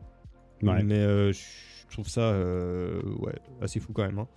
Alors si peu de joueurs pour du Blizzard quand même. Hein. À savoir que l'extension sort à 40 €. Hein. Ah, bah voilà. Le prix d'un jeu avant. 40 € un filtre. Ça revient cher hein, quand même. Après, on a quand même pas mal de nouveautés pour le coup. Mais oui. Quand on voit que l'édition Deluxe du jeu coûte 43 €, 60 €. Ouais, on peut l'avoir un chouïa moins cher, un maximum 30 €. Mais oui, en final, c'est quand même très cher. Quoi. C'est quand même très cher pour du DLC. Donc je peux comprendre qu'il y ait moins de joueurs sur le jeu. Alors que sur Roblox, vous savez, il y a des jeux comme ça qui sont gratuits. Il y a plein de hack and slash gratuits. Vous pouvez jouer des heures et des heures. Enfin, c'est très bien. Mais bon, on en reparlera plus tard. On pourrait faire une sortie sur tous les jeux Roblox de la semaine. Prochain, oui, voilà. Maintenant, à partir du moment où je ferai une présentation, je ferai un jeu Roblox par truc. Magnifique. Alors, ce qu'il faut dire aussi, c'est que par contre, il y a encore un truc cool sur le DLC, c'est que il n'y a pas que du nouveau contenu pour le jeu. On a également un endgame qui est beaucoup plus poussé. Alors, heureusement, parce que du coup, Diablo, c'est du endgame, hein, c'est connu pour ça. En fait, il y a un mode de défi de vague qui apparaît avec des ennemis de plus en plus puissants, qui te ramènent de plus en plus d'items. Ça a toujours existé. Hein. Ça a toujours existé. Ouais. C'est juste qu'ils ressortent ça avec des nouveaux noms à chaque fois. Mais ça a toujours existé dans les anciens jeux, là ça revient, et on a des objectifs modulables qu'on peut, du coup, en fonction de ce qu'on met, obtenir plus ou moins, des différences plus ou moins différemment. Si je change ce paramètre, je vais avoir cette récompense, etc. Pour avoir des difficultés en fait, qu'on adapte en fonction de ce qu'on a envie d'aller chercher comme item, etc. Bon, voilà, des petites nouveautés. Beaucoup de gens sont excités par celle-ci parce que l'extension ne se limite pas à du contenu narratif, elle change la manière de jouer à Diablo 4, donc c'est cool. Maintenant, à voir. C'est surtout les 2 nouvelles classes qui sont cool, et généralement on a le droit qu'à une seule classe par grosse extension. Là on a 2 classes directes. Ouais, on a 2 ici. À savoir que sur le jeu de base il y avait 4 classes au tout début du jeu. Diablo 4, donc en fait là c'est la moitié du jeu qui ressort presque au final, on va dire. Donc voilà. Ce qui est le prix. Et heureusement que sur les classes, entre guillemets aussi, il y a les sous-classes. Hein. Là, on voit, au niveau du paladin, il y a l'arbitre, fanatique, juge, mastodonte. Et au niveau du démoniste, légion, avant-garde, tête pensante, ritualiste. Oui, c'est ça. Donc, en gros, ça permet d'avoir 4 classes en une. Mais moi, c'est ce que je pense que c'est ce qui amène le jeu à sa perte. C'est que, du coup, ce système-là fait que tu dépends plus de tes armes. Du coup, tu farmes plus pour tes armes. Tu farmes pour tes builds et tes trucs à compétences à améliorer, etc. Mais du coup, voilà, moi, ça a perdu son charme, je trouve. Et c'est assez dommage. Mais bon, ce n'est que mon avis. Voilà. Donc ça, c'était pour Diablo 4. On enchaîne avec, maintenant, autre jeu bien connu, du Final Fantasy XIV. Il faudrait appeler notre Pasqualito qui adore. Oh là là, Final Fantasy. On a donc le patch 7.5 Trail to the Heavens qui arrive, donc un DLC patch. Ils appellent ça des patchs, mais en gros, c'est la suite du jeu, en fait, tout simplement. Qui est prévu pour le 28 avril. Mise à jour majeure dans l'histoire en cours de l'extension Dawntrail. En fait, c'est ça. Il y a l'extension Dawntrail qui était sortie. Et ce qui est drôle, c'est que du coup, elle n'est pas finie. Ils la mettent à jour au fur et à mesure du truc. Et du coup, il y a de plus en plus de choses qui se passent dessus. Bon, plutôt cool. À savoir que le jeu fonctionne toujours avec un système d'abonnement. Donc, tu as accès directement quand même au DLC, enfin quand tu as l'extension, tu peux avoir donc la suite gratuitement entre guillemets. On a donc la suite de l'histoire principale du jeu, une nouvelle alliance, des nouveaux donjons surtout, le Cliteum qui est un tout nouveau donjon qui apparaît avec des nouveaux monstres et des nouveaux boss surtout, des nouveaux combats trials à faire, des nouveaux jobs limités, Beastmaster, ça c'est assez drôle, c'est des nouveaux métiers qui apparaissent, donc ceux qui ont farmé tous les métiers, comme Pascal qui avait adoré farmer les métiers, maître de bêtes. Et ils en ont mis des nouveaux. Donc du coup c'est cool, il va falloir farmer encore plus, donc c'est plutôt pas mal. Le patch 7.5 n'arrive pas tout d'un coup, il fait partie d'une série de mises à jour échelonnées jusqu'à septembre, c'est pour ça que je disais que c'est une petite partie qui arrive, parce qu'en fait il y a déjà des parties qui sont arrivées avant, et ça arrive tout doucement jusque chez nous, dans le jeu, jusque le mois de septembre. Du coup voilà. C'est un patch qui ramène ces petites nouveautés en plus, c'est surtout intéressant pour la suite de l'histoire principale, pour ceux qui suivent le scénario, parce que ça reste du FF, il y a un gros scénario derrière, et également pour faire les nouveaux donjons avec les nouveaux items à choper, etc. Donc c'est plutôt cool pour les fans de FF, ça fait toujours plaisir. On a également, donc ça du coup c'est plus pour les fans de la licence, on a les live letters. Les live letters forme de production, en gros c'est les petites vidéos où ils te donnent toutes les nouveautés du jeu assez souvent, qui reviennent et qui sont encore plus présents sur les réseaux pour le moment. On a la prochaine édition qui est programmée le 17 avril, juste avant la sortie du patch, avec encore plus d'infos sur la suite du patch, du coup avec les nouvelles nouveautés qui arrivent jusqu'à ce mois de septembre. Et pourquoi on parle autant d'FF en ce moment? Parce qu'on a le Fan Festival 2026 qui débarque au mois d'avril, donc à fin d'avril. en Californie, où on voit toutes les nouveautés de FF, surtout d'FF14. Parce que du coup c'est le fan festival de FF14 et non pas de la licence Final Fantasy. Oui, pas de Final Fantasy, ouais. C'est ça. Et du coup, en gros, ça va annoncer toutes les nouveautés de ce qui va arriver dans les prochains jours, /mois, /années. Donc les fans sont contents. Ils vont avoir leurs nouveautés parce qu'il faut savoir que les fans de FF14... Ils sont nombreux. Hein. Ils sont nombreux, c'est très niche, mais ils sont très impliqués dans le jeu. Ah oui. C'est que personnellement, j'ai jamais testé. J'ai joué. Franchement, c'est vraiment bien. Le début est très lent. C'est excessivement lent, même avant le niveau 70, même le final 80, c'est très très lent parce qu'il faut débloquer les compétences et c'est les compétences à l'ancienne, c'est pas du direct, c'est on appuie sur une compétence et ça fait l'action. Ouais. Et au début, on commence avec 3 à 4 compétences et c'était extrêmement long. Mais après, au fur et à mesure avec le jeu, ça se débloque, surtout si on a des classes dynamiques. Je pense notamment, il y a le ninja, voilà, c'est vraiment des classes qui sont ultra dynamiques. Alors, c'est pas le nom du ninja, hein, mais c'est le même gameplay. Et voilà, il y a la lance de dragon qui est vraiment sympa. Mais ouais, c'est long. C'est très long en fait. Ce sont des DLC qui sortent depuis des années. C'est à chaque fois un nouveau DLC, des grosses histoires. Mais ça fait partie de l'un des seuls MMORPG. Enfin, un des seuls. C'est lui qui le fait le mieux, où on peut y jouer tout seul sans aucun problème. The Elder Scrolls Online fait la même chose, on peut y jouer tout seul. Là, je trouve que Final Fantasy le fait excessivement bien, on peut y jouer sans problème tout seul à tout le contenu. Et ça, c'est vraiment cool. Il y a même, j'ai vu, donc je crois que c'était l'année passée, ils ont sorti en fait entre guillemets, une mise à niveau sur le fait que on peut faire un donjon avec des bots. Bref. Oui, ok. C'est une équipe. C'est du tour par tour aussi ou pas ? C'est pas du tour par tour, non, pas du tout. On est complètement dans du temps réel avec compétences. Donc on est vraiment sur un identique à World of Warcraft. Ok, ouais, faudrait que je teste un jour, parce que c'est vrai que j'ai pas encore eu l'occasion de le tester. Je pense qu'il y en a un que j'aime bien. Puis il y a pas mal de métiers apparemment qui sont hyper complets, tout ça aussi. Donc voilà. Les gens sont très très fans de toute façon de cette licence et de ce jeu-là en particulier. Mais du coup, voilà. Donc du coup le fan festival, beaucoup de hype autour parce que y a les relances marketing autour des jeux, les révélations de ce qui va se passer pour la suite du jeu. Qui aura peut-être une fin un jour, on ne sait pas du coup, on verra. Et on a beaucoup de contenu interactif avec les joueurs. Donc voilà, beaucoup de choses qui arrivent au niveau d'FF14. C'est le petit point autour de ce jeu-là qui est quand même important d'en parler vu que c'est une des grosses actus de ce mois d'avril pour les fans de la licence. Donc c'est pour ça qu'il fallait en parler un petit peu ici. Ensuite, nous avons le 7 avril, donc aujourd'hui, on va en parler. On a Starfield, ça devrait en parler un petit peu. On a le Free Lanes et le DLC Terran Armada. Pourquoi c'est important d'en parler aujourd'hui? Car là, on a Bethesda qui a publié une des plus grandes mises à jour depuis le lancement du jeu. Qui est sorti quand Starfield? Il est sorti il y a 2 ans. Starfield est sorti il y a 2 ans, plus ou moins. On a donc aujourd'hui une mise à jour gratuite, Bethesda gratuite, il faut le dire. Oui. Free Lanes et le DLC narratif Terran Armada. Pas gratuit, je pense, ça du coup. Mais DLC quand même. Et la sortie officielle, surtout sur PlayStation 5 du jeu. Donc le jeu sort aujourd'hui, enfin, sur PlayStation 5. Beaucoup de gens étaient quand même envieux de l'avoir sur console. Donc le jeu est enfin arrivé également chez Sony. Il sort aujourd'hui. Je ne sais pas s'il est déjà sorti à l'heure actuelle ou si ça sort cet après-midi, ça dépend de l'heure des endroits. Mais c'est un jeu qui a beaucoup fait parler de lui également. Mais ce qui est surtout important aujourd'hui, c'est la mise à jour Free Lanes, car c'est la plus grosse update gratuite du jeu qui le rend beaucoup plus confortable à jouer. Il est installé sur mon PC. Je me doute.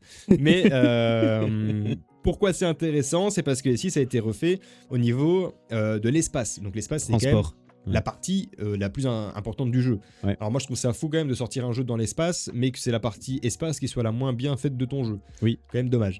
Et d'en faire une actu en mode c'est incroyable. On a rendu l'espace bien, alors que c'est Starfield. C'est nul. Je sors FC27 l'année prochaine, mais je travaillerai sur le ballon. Ouais, ou sur le public. Ou sur le public l'année d'après, hein, parce que bon, de toute façon, on n'est pas pressé.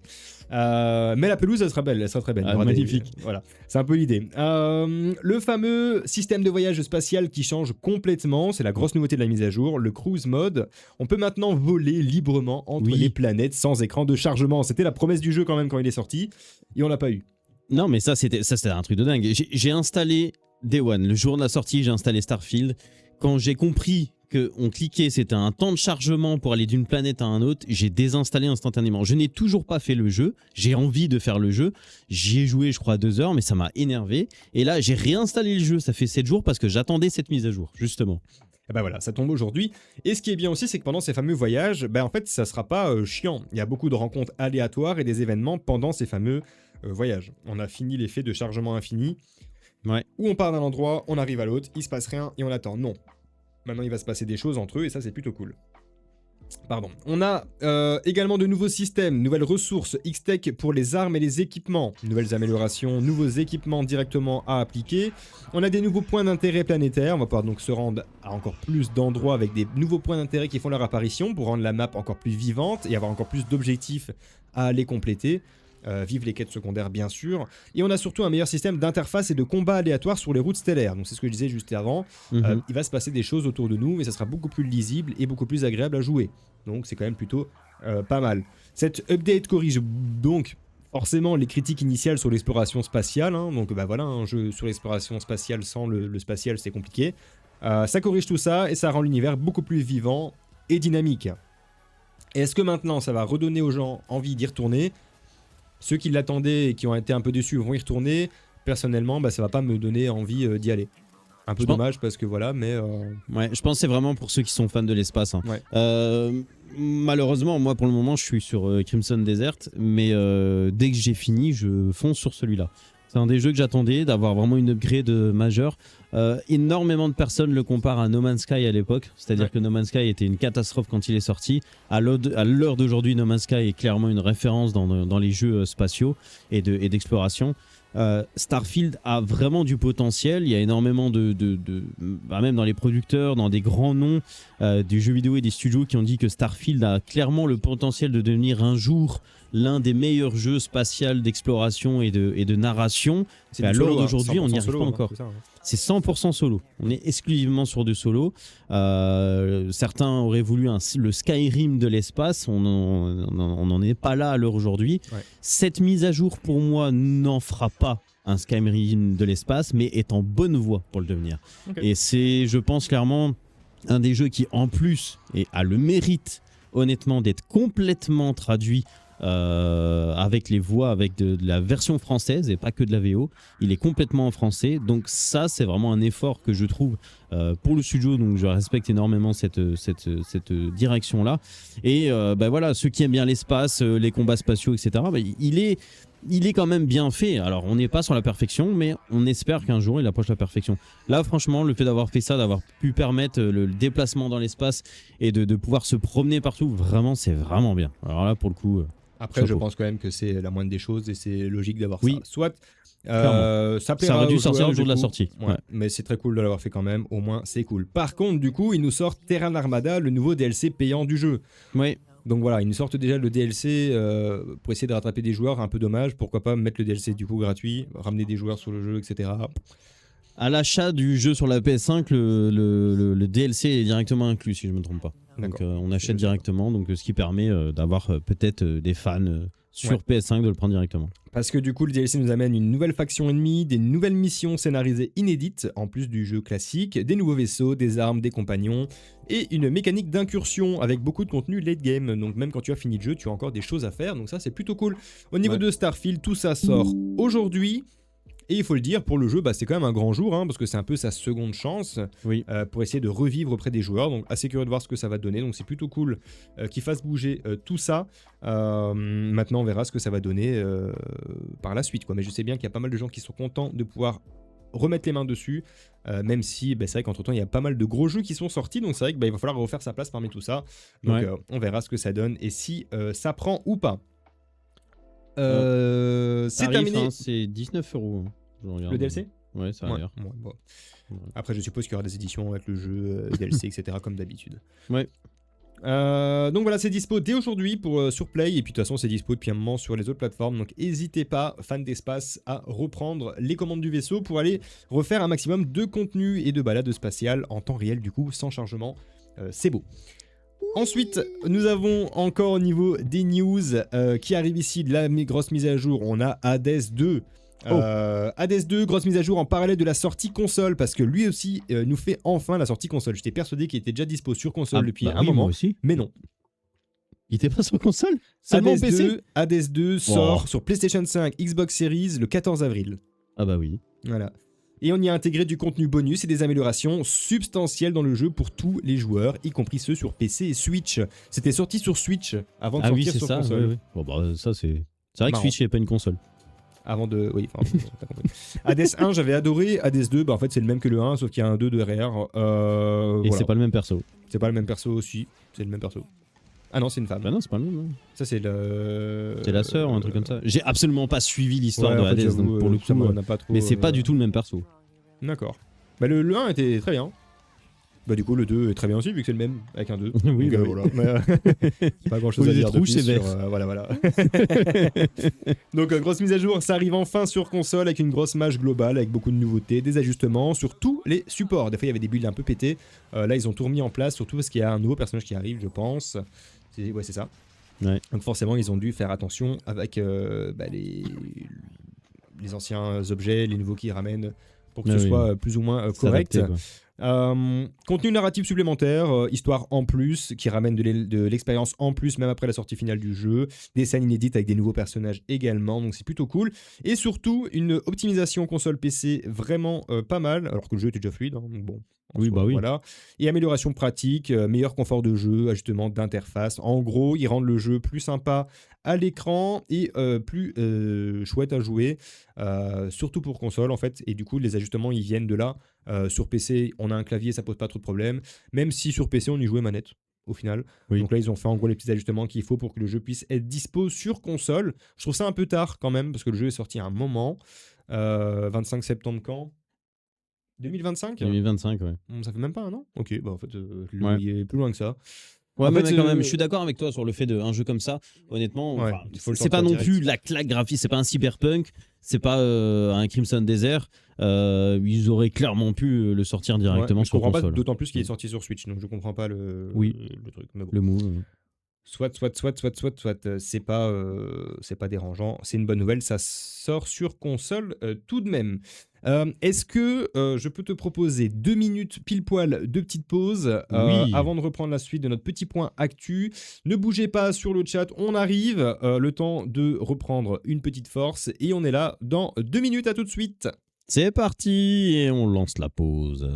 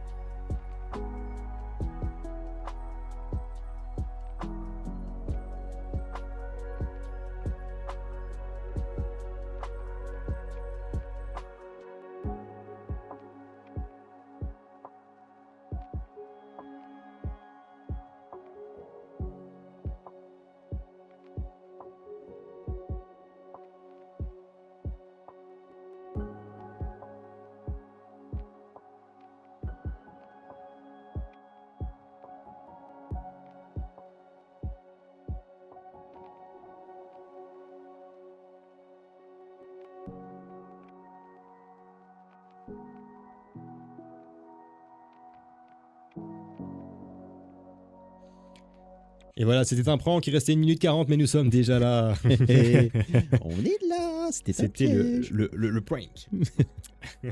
On continue notre session du récap gaming du mois d'avril avec, donc on a terminé les jeux et les mises à jour du moment. Bon, comme je le disais au début de l'émission, il y a encore énormément de choses à dire forcément, mais on ne peut pas tout couvrir dans une émission d'1h30. Ouais. On est obligé de faire un peu un choix sur ce qu'on doit traiter. Est-ce que tu sais me dire, ça fait combien de temps qu'on est en live déjà ? Il y a un timer en bas à droite de l'écran. C'est ça fait exactement 1h34. Voilà, ça fait déjà 1h34 qu'on est en live, ça passe très vite et on n'a pas encore terminé, donc on va enchaîner, il nous reste encore une petite, un peu moins d'une demi-heure, une vingtaine de minutes, ce qui nous permet de parcourir les derniers petits points du jour, parce qu'il y a quand même un point ultra chaud en ce moment. Ce sont, alors chaud, on parle toujours de jeux vidéo bien sûr, on a beaucoup de jeux qui disparaissent en ce moment, et quand je dis des jeux qui disparaissent, c'est vraiment le jeu disparaît complètement. Ça pose problème à d'énormément de joueurs, dans le sens où ça lève la question du j'achète mon jeu vidéo aujourd'hui, mais il ne m'appartient pas. Dans le sens où, par exemple, je prends l'exemple de The Crew, le premier The Crew, premier du nom, les serveurs en ligne avaient complètement fermé, c'est-à-dire que, et comme c'est un jeu essentiellement multijoueur, les serveurs ferment, c'est-à-dire que tu peux plus jouer sur le jeu. Donc tu as acheté ton jeu 60 € et du jour au lendemain les serveurs ferment, du coup tu ne peux plus y jouer. De même, imaginons vous achetez un jeu, j'allais prendre l'exemple de Fortnite, mais c'est pas un bon exemple vu que c'est un jeu gratuit de base, mais toutes les personnes qui ont mis de l'argent dans les skins Fortnite, le jour où le jeu ferme, ils ont tout perdu. Ils n'ont plus rien, ouais. Ça c'est un problème. C'est un problème, sauf que c'est un free-to-play, dans le sens où ici, on achète un jeu, on paye notre jeu, mais les serveurs disparaissent, du coup, on ne peut plus y jouer. Là où avant, on achetait notre jeu en boîte, on pouvait continuer à l'utiliser sans souci. Et en fait, là, le truc, c'est que on a eu le cas avec The Crew qui a fait, qui a posé des grands problèmes à beaucoup de personnes, qui a mis beaucoup d'argent dans le jeu pour au final se retrouver avec un jeu qui ne pouvait plus utiliser. Ça, c'est un débat qu'on aura dans les sessions débat un autre jour. C'est surtout pour vous parler de malheureusement 2 gros jeux qui vont faire leur disparition pour le moment. Alors je suis sûr que tu ne le savais pas, mais on a Call of Duty Warzone Mobile qui va fermer. Mais non. Mobile. Oui, la version mobile. Alors Call of Duty Mobile, il y a beaucoup de gens qui l'ignorent, mais Call of Duty Mobile c'est un des jeux e-sport mobile les plus joués au monde. Oui, c'est ce que j'allais dire, oui, pourtant. C'est un des jeux les plus... le jeu cartonne, il y a des sessions e-sport, des équipes de dingue, même des équipes françaises d'ailleurs, qui jouent encore dessus. Et là, je parle bien de la version Warzone, c'est-à-dire le Battle Royale, pas la version mobile classique, qui, elle, cartonne toujours autant. Et d'ailleurs, c'est assez drôle de voir qu'il y a toujours autant de joueurs dessus, alors que nous, on n'a pas l'impression que ça nous touche. Tout simplement parce que en Europe, il y a beaucoup moins de joueurs sur du mobile, on est plus sur les États-Unis et les pays asiatiques, etc., qui jouent énormément sur mobile, là où nous, on est un peu moins friands du jeu mobile. La version Warzone était sortie l'année passée. Elle s'était fait attendre assez longtemps, donc la version Warzone, donc le Battle Royale qui cartonne toujours sur PC, même si on a perdu énormément de joueurs au fur et à mesure du temps. La version mobile n'a pas du tout rencontré le succès escompté. D'autant plus que les achats in-game n'étaient pas assez suffisants pour dire de faire continuer les serveurs du jeu, tout simplement. Serveur Battle Royale, c'est très demandant, donc forcément ici, si ça suit pas derrière, c'est un petit peu compliqué à faire tourner. Et donc la licence permet, veut plutôt se tourner vers la suite de sa licence mobile, donc Call of Duty Mobile, qui reprend tous les meilleurs Call of Duty et qui les fout dans un seul jeu mobile. D'ailleurs, qui est très cool, le peu que j'y ai joué, c'est sympa, quand on est mais qui n'est pas accessible partout. Je pense que même en Belgique, on n'y a pas accès, c'est le problème. Non, c'est pas un VPN. Voilà, mais d'ailleurs, n'hésitez pas à utiliser le code, le HUB, pour avoir NordVPN. Je n'en ai pas encore. Mais du coup, non, voilà, le jeu ferme ses portes le 17 avril. Après cette date, le jeu sera complètement injouable et il n'y a surtout pas de remboursement des achats in-game et les monnaies in-game seront perdues. Donc si tu as acheté 50 € de jetons, de tokens sur le jeu maintenant, tu ne pourras pas te les faire rembourser et tu les as perdus à tout jamais. Donc c'est un peu ce qui fait le problème, qui pose problème aux gens. Même si de base c'est un jeu gratuit, quand on met de l'argent dedans, on aime bien pouvoir profiter de notre produit. Dans ce cas-là, comme c'est sur du serveur, c'est un peu compliqué. À savoir que le jeu avait déjà été retiré des stores, était plus possible de le télécharger. On a pu y retourner en contournant un petit peu le système des stores. Mais même si tu jouais encore au jeu maintenant, il faut savoir que tout disparaît dans quelques jours, il n'y aura plus aucune trace du jeu. Voilà. Alors ça c'est vraiment, c'est fort parce qu'on pourrait se dire c'est Call of Duty, c'est une grande licence, donc on se dit c'est bon, tranquille, on peut acheter, ça n'arrivera jamais. Et non, ça arrive et on perd tout. Ça c'est fort parce que on va dire, en grande concurrence, on a PUBG Battleground qui est sur mobile aussi, qui fonctionne super bien, qui est aussi un peu en mode Warzone un petit peu. En fait, c'est ça, c'est que Call of Duty Warzone, en fait, pour jouer à un Battle Royale sur smartphone, tu vas aller sur PUBG mobile. Pour jouer à un FPS compétitif sur smartphone, tu vas aller sur Call of Duty mobile. Et du coup, en fait, Call of Duty mobile va juste se recentrer sur ce qu'ils savent faire. En fait, ils voulaient faire plaisir en sortant Warzone sur téléphone. Ici, eux, ils sont meilleurs sur leur jeu de base. Donc, c'est sur le jeu de base qu'ils vont continuer à travailler, mais en laissant tomber le Warzone qui, de toute façon, n'a pas assez de joueurs. Et le lobby était rempli de bots, au final. Oui. Donc voilà. Donc là ici c'est vraiment les services en ligne qui vont être coupés et donc forcément ça pose problème au niveau des remboursements et de tout ça quoi. Quand on a mis de l'argent dessus ça pique un petit peu. Ouais, on voit ici, hein, ils mettent tout en place et c'est pas non plus. Alors c'est marrant parce que je l'ai absolument pas vu dans les news et dans les infos, comme s'ils font un peu passer en mode voilà. Il n'y a pas eu beaucoup de communication parce qu'en fait pourquoi ? Parce que le jeu a déjà disparu des stores depuis un moment. Ok, oui. Et en fait il y a tellement peu de joueurs sur le jeu qu'en fait tout le monde s'en fiche un petit peu. Ah ouais. Le 17 avril ça ferme. C'est ça, c'est ce que j'avais dit au début, le 17 avril, ouais. Et forcément le jeu sera complètement injouable et du coup il y a les questions dans la FAQ, qu'est-ce que je peux faire avec mes points codes inutilisés, blablabla tout ça, en fait rien parce que voilà. Et du coup ils redirigent le jeu directement vers Call of Duty mobile et plus Warzone mobile. Ouais, ils auraient pu donner l'argent, enfin les coins in-game de Warzone mobile à Call of Duty mobile, mais de ce que j'ai compris, il n'y a même pas ce cas-là. Donc, prendre tourloupé jusqu'à la moelle. Alors c'est ça, mais ça c'est le problème quand un jeu sort, un jeu ferme, c'est toujours le même souci. Mais un jeu en boîte, même si le jeu ferme, on peut toujours y jouer. C'est l'avantage d'avoir des jeux en boîte à l'époque, parce que maintenant, ça marche plus comme ça non plus. Mario 64 ou Nintendo 64, on peut encore y jouer. Ouais, voilà. Après, des jeux solo, généralement, tu peux toujours y jouer, mais une fois qu'il y a du multijoueur, c'est compliqué. Ou des nouveaux. De toute façon, le cas le plus choquant dans cet exemple-là, ça a été Hideguard qui était sorti au mois de janvier. Moins de 2 mois de durée de vie, pas de joueurs, etc. C'est l'exemple parfait du marché actuel, malheureusement. Si ça ne marche pas direct, le jeu meurt complètement et tout l'argent mis dedans, c'est foutu. Il y a très peu de jeux qui se relèvent de ça. On a eu la chance d'avoir un Cyberpunk qui s'est bien relevé, peut-être Starfield qui va bien se relever également, mais généralement, les gens ne laissent pas de deuxième chance au jeu. Il y a tellement de jeux qui sortent tout le temps qu'en fait, on n'a pas spécialement envie de redonner une deuxième chance, malheureusement, au jeu. Et là, voilà, une fois que ça marche plus, ça marche plus. Marathon a failli faire la même. Heureusement, c'est Bungie, c'est un gros studio et il y a une très grosse communauté. Enfin, ils sont assez nombreux que pour faire vivre le jeu. Mais il a failli, Marathon a failli faire la même chose. C'est ça.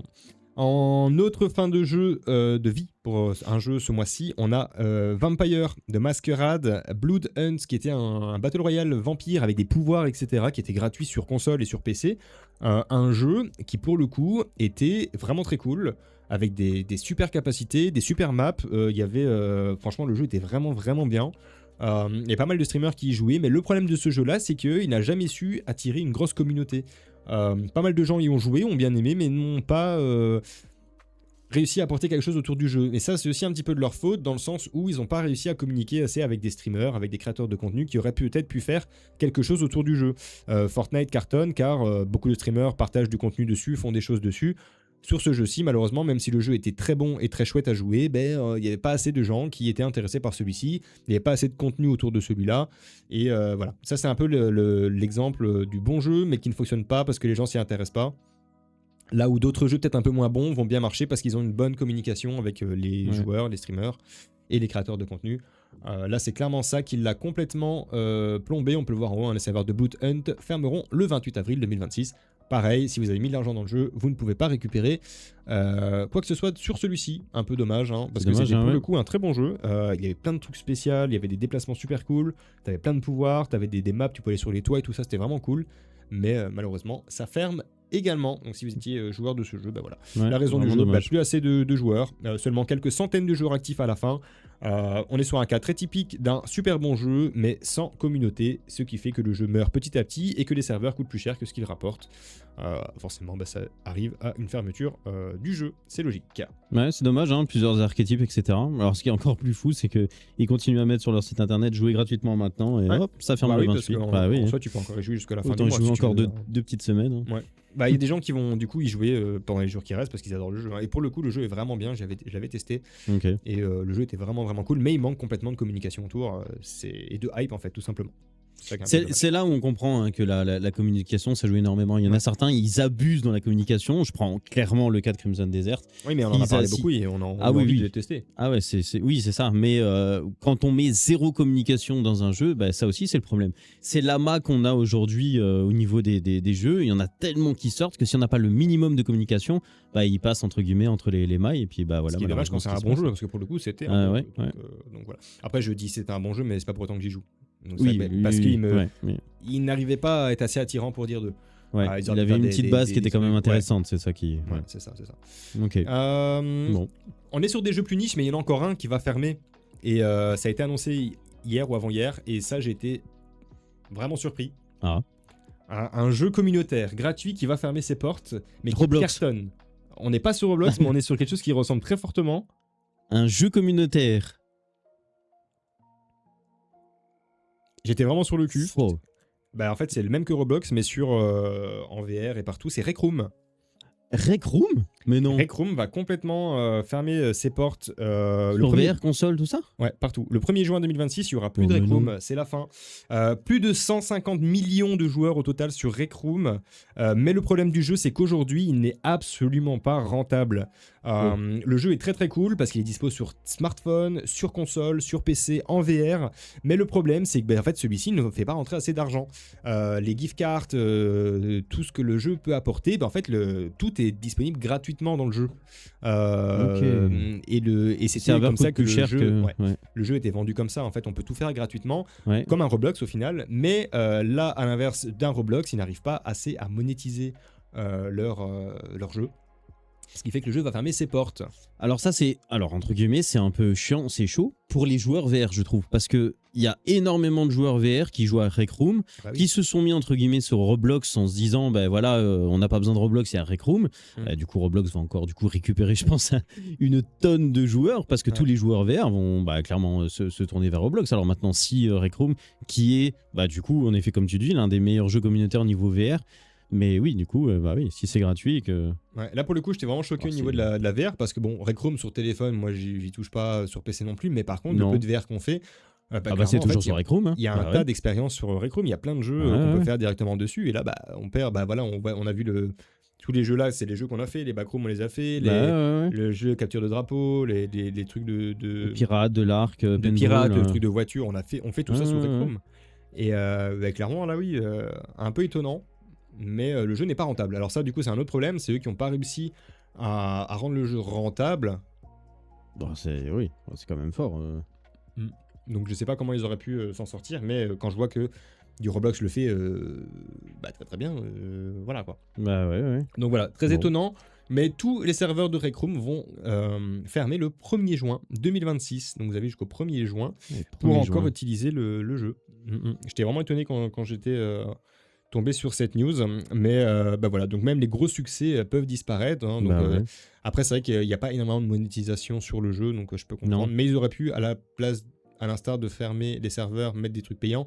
Mais le problème de Rec Room, c'est que c'est essentiellement des adolescents, enfin des jeunes qui y jouent. Des jeunes, des très jeunes. Qui n'ont pas énormément de pouvoir d'achat. C'est ça l'avantage en fait de ce jeu, c'est qu'il est totalement gratuit et il n'y a quasiment rien pour faire les accès. Et en fait, les gens le mettent parce qu'il est gratuit. Il y a plein de trucs à faire dedans et il est gratuit, donc pas besoin de débourser un seul euro. Et du coup, c'est le jeu de base et quand tu veux acheter quelque chose, tu vas l'acheter ailleurs et pas sur Rec Room. Donc voilà, c'est un peu. Et comme c'est un peu plus niche que du Roblox qui est dispo plus facilement et qui est parce que Rec Room était connu sur console aussi, mais c'est surtout sur la VR qu'il était le plus intéressant. Ouais, il a explosé. Donc là, du coup, c'est un peu plus niche, malheureusement. Et du coup, voilà, ça ne suffira pas à faire garder les serveurs ouverts. Donc, étonnant. Dommage, en effet. Étonnant, et c'est une nouvelle application parce que nous on adorait faire ça en VR avec nos jeunes dans la maison de jeunes. Du coup un peu étonnant, il va falloir qu'on regarde à ça, du coup un peu triste parce que du coup j'aimais vraiment bien même le design des personnages, comment ça se passait dans les lobbies et tout ça, c'était cool. Vraiment. Donc un peu triste, on a jusqu'au mois de juin pour en profiter, donc on fera quelques sessions VR avant que ça ferme. Parce que... on a les vacances de Pâques, les stages de Pâques pour faire ça. Il va falloir qu'on trouve des solutions pour remplacer tout ça. Voilà, ça c'était un peu pour les sorties et pour les jeux qui ferment malheureusement malheureusement. On va se terminer sur un petit point, donc on va sauter juste le point, les jeux qui cartonnent en ce moment. On allait parler de Crimson Desert et de Pocopia. On va se garder ça pour la prochaine fois, s'il y a de l'évolution ou quoi. De toute façon, on peut en parler pendant très longtemps. Il y a beaucoup de choses à dire sur les deux jeux. Jeudi, hein. On peut se garder ça pour jeudi, autour d'une petite session gaming en même temps. On verra ça. Donc jeudi, on discutera donc et de Pocopia et de Crimson Desert sur fond de farming sur Minecraft. Ça va être plutôt cool. On fera une petite session de débat sur le jeu. Voilà. Je vous propose juste de terminer pour les 5 petites dernières minutes autour de notre ressenti et du ressenti général autour de Super Mario Galaxy, le film qui était énormément attendu. Et il faut savoir quand même que ce film-là a fait en 3 jours... Enfin, depuis sa sortie, là, du coup, parce que du coup, c'est plus que 3 jours maintenant, a déjà sorti plus de 300 millions de dollars au box-office. Il a explosé, j'ai vu. Hein, c'est le meilleur lancement. Enfin, il fait parmi des plus gros succès de 2026. Bon, après, on est au mois de mars. Et il est clairement parti pour faire comme le premier Mario. Un énorme carton. Mais cependant, on a des critiques presse qui sont globalement négatives. Ouais. Même si on a un public, lui, qui est par contre très enthousiaste. Donc on est ici clairement sur un succès commercial énorme, mais une réception au niveau des gens plutôt divisée par les personnes qui ont été le voir. Avant de te demander ton avis, de te partager le mien, ce qui en ressort le plus, c'est ce que les gens aiment autour du film, c'est un petit peu son spectacle visuel. On a des animations qui sont jugées ultra impressionnantes pour un film d'animation. Oui. Ça, on va pas se le cacher, c'est très très beau. Et on a un univers spatial qui est beaucoup plus varié que le premier du nom. Pas spécialement d'accord moi pour le coup, parce que c'est beau, c'est dans l'espace, mais au final, j'avais l'impression d'être plus ou moins dans les mêmes endroits à chaque fois. Hein, comparé au premier, où on a carrément visité la planète Champignon, on est dans le château, tout ça. Ouais. J'ai l'impression que dans le 2, on est resté quasiment tout le temps au même endroit. Voilà. Alors que dans le premier, on avait bien bougé. Ouais. Bah, il y a 2-3 scènes hein, dans le 2, donc dans Galaxy, qui rappellent le jeu Mario Odyssey. Pas assez, hein, je trouve, au final. Hein. Mais c'est exactement sur ce que j'allais dire. Donc, on a la partie désert, on a la partie ville, et puis c'est tout. Oui, mais regarde, dans le premier, on a la partie ville. Oui, on a la partie ville. On est à New Donk City, pareil. On est dans la ville, et puis après, on s'en va dans un truc champignon, puis après, on va dans la planète de... Et on a même du Mario Kart, qu'on n'a pas du tout dans le 2. Oui. Enfin, si, le seul moment où ils partent en 2 minutes en moto, mais... Il y a plus de Mario Kart dans le 1. En fait, il manquait beaucoup de choses dans cette partie animation, je trouve. Et donc voilà, l'univers spatial beaucoup plus varié. Je suis pas spécialement d'accord personnellement, mais c'est ce que les gens ont le plus apprécié là-dessus. On est clairement ici sur un film plaisir visuel. Oui. Là, je pense qu'on est d'accord. C'est joli à regarder. Ensuite, on a beaucoup parlé donc forcément du fanservice à fond. On a des références constantes aux jeux Nintendo du début à la fin du film. Encore heureux, j'ai envie de dire, c'est du Nintendo. Oui, heureusement. Hein. Ça serait dommage. On a l'apparition de personnages populaires, Rosalina, Yoshi et des surprises type Star Fox, même si on avait été spoilé un petit peu avant, malheureusement, ça aurait été cool d'avoir eu la surprise en ayant vu le film. Je précise qu'il n'y a pas spécialement de spoil ici, on va pas dire la fin du film ou quoi, on donne juste notre avis sur celui-ci. On a déjà spoil 1 ou 2 petits trucs, mais c'est ce qui se voit dans les bandes annonces. Oui, on voit déjà dans les bandes annonces. Voilà. Star Fox, on l'a vu des 10 millions de fois, il est passé à des millions de vues. Ouais. Comme ça, si jamais il y en a qui regardent, vous le savez, il y a 2 scènes post-génériques qui, sans spoil, sont pas non plus faux-folles, mais elles sont là, donc c'est toujours bien de les voir. Mais c'est vrai qu'on a été le voir, on a été le voir avec nos jeunes à la Maison des Jeunes. Les jeunes ont adoré, mais quand on est un peu plus vieux comme nous, le manque d'histoire. Et pour moi, ça a été vraiment, on prend tous les personnages de Mario, on vient te les balancer à la figure, on te met un truc très joli, et puis c'est tout. Pour moi, je l'ai vraiment ressenti comme ça. Et c'est rare dans un film d'animation où, entre guillemets, malgré que j'aime bien l'univers, je me suis ennuyé. Donc c'est vraiment cette partie-là, en fait. Et pour autant, ce qu'en disent les gens, c'est que ce genre de film, c'est du fun immédiat, avec un rythme rapide, un humour simple, et c'est surtout accessible à tout le monde. Donc c'est ce qu'il y en est ressorti le plus, forcément, en prenant en compte beaucoup d'enfants, je pense. C'est clair que c'est le film parfait à regarder sans réfléchir quand on est plus jeune. Oui. Ce qui est par contre fortement critiqué, on a donc, comme tu le disais, l'histoire, qui est son gros point faible. On a un scénario qui est très, voire trop simple. Au final, très très peu d'émotions partagées par le film envers les spectateurs et Bah ouais, j'ai pas rigolé, j'ai pas pleuré, j'ai rien fait pendant le film en fait. Hein. C'était très neutre. Oui. Il y a eu un moment que j'ai bien aimé, c'est quand on retrouvait un peu l'univers Mario, quand je te l'ai dit pour pas spoil. Le moment de platformer. Voilà, le moment platformer. Ouais, on l'a eu aussi dans le 1, donc on spoil pas. Mais oui, c'est vrai, oui. C'était le seul moment qui rappelle l'univers Mario. Le reste, j'ai pas trop... j'ai pas eu très très peu d'émotions pendant tout le film. Des personnages peu développés, effectivement, hein, je pense à Yoshi. Ouais, c'est difficile de dire sans spoil, mais c'est vrai que Yoshi, du début à la fin, je il est pas là, absolument. C'est le même, hein. Oui, c'est exactement ça. Qu'il soit là ou qu'il soit pas là, ça change absolument rien, mais vraiment. Là où dans le premier, on avait l'histoire des personnages, oui.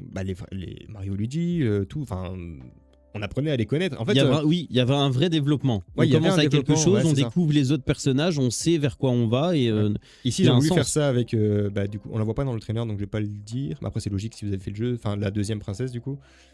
Mais en fait, ça n'apporte rien. Non. Ça n'apporte rien. Ça n'apporte rien et on n'a pas forcément même envie d'en savoir plus. On n'est pas en mode « Ah ouais, waouh, incroyable ». Trop basique.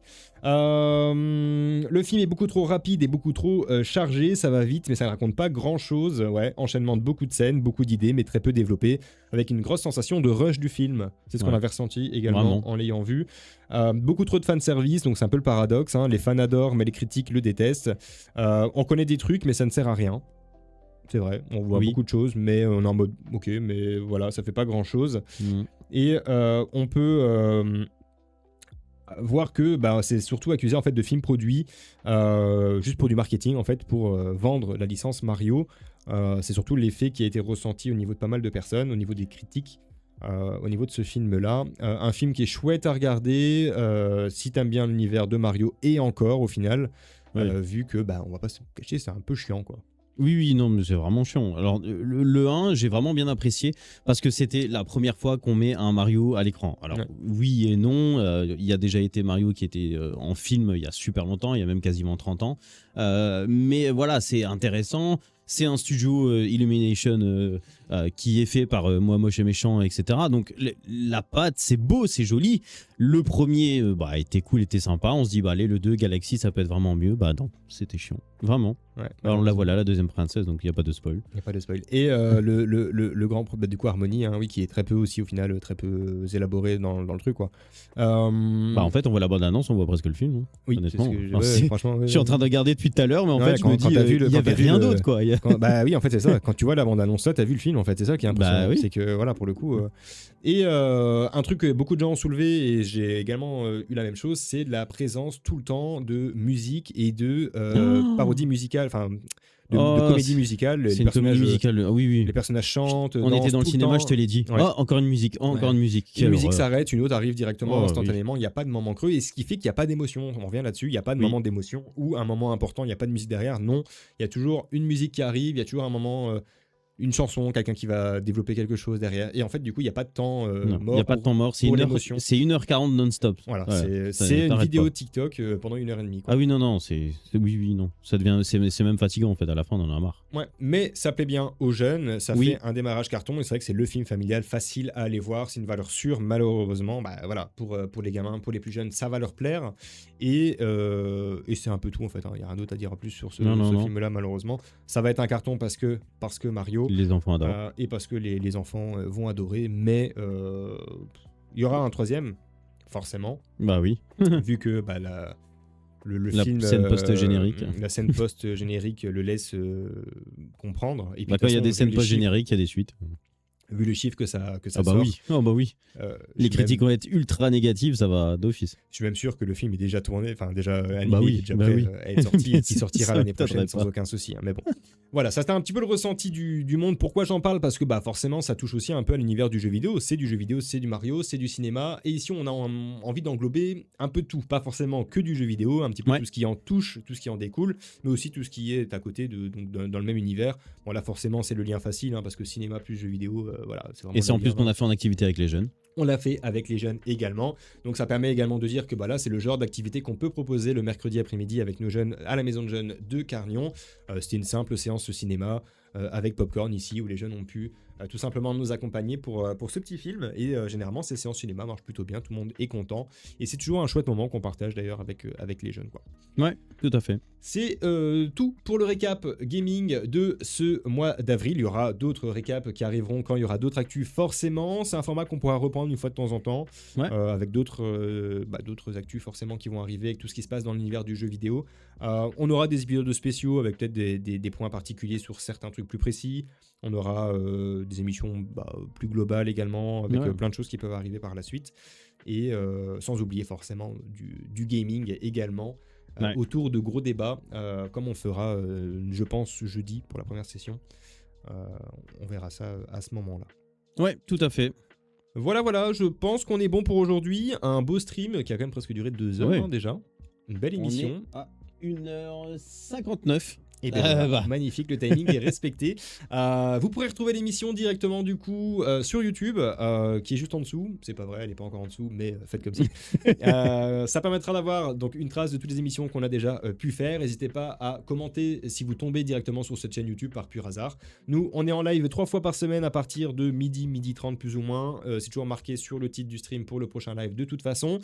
On vous remercie pour l'écoute. Et nous, on se dit de toute façon donc à jeudi pour le prochain stream. Petite pause pour nous demain. On a d'autres choses à faire, bien sûr. Et oui, il faut qu'on travaille en plus de notre travail. Il faut y travailler en plus du travail. Là, il va être l'heure d'aller rejoindre nos jeunes, d'ailleurs, qui vont arriver pour faire plein d'activités à la Maison des Jeunes de Cargnon. Merci à vous d'avoir été là pour ce stream du jour. On se retrouve donc jeudi, comme je le disais. Merci à toi, Fred, pour ta présence et pour ton analyse sur les jeux vidéo. Avec plaisir. Opinions. C'est toujours très cool de partager ça en émission. C'est quand même plus simple. C'est plus sympa quand on travaille. C'est plus en plus quand on travaille. C'est plus compliqué. Voilà, une bonne après-midi à tous. On se dit à jeudi pour le prochain live. Et des gros bisous. Et à la prochaine. À bientôt. Ciao. Ciao.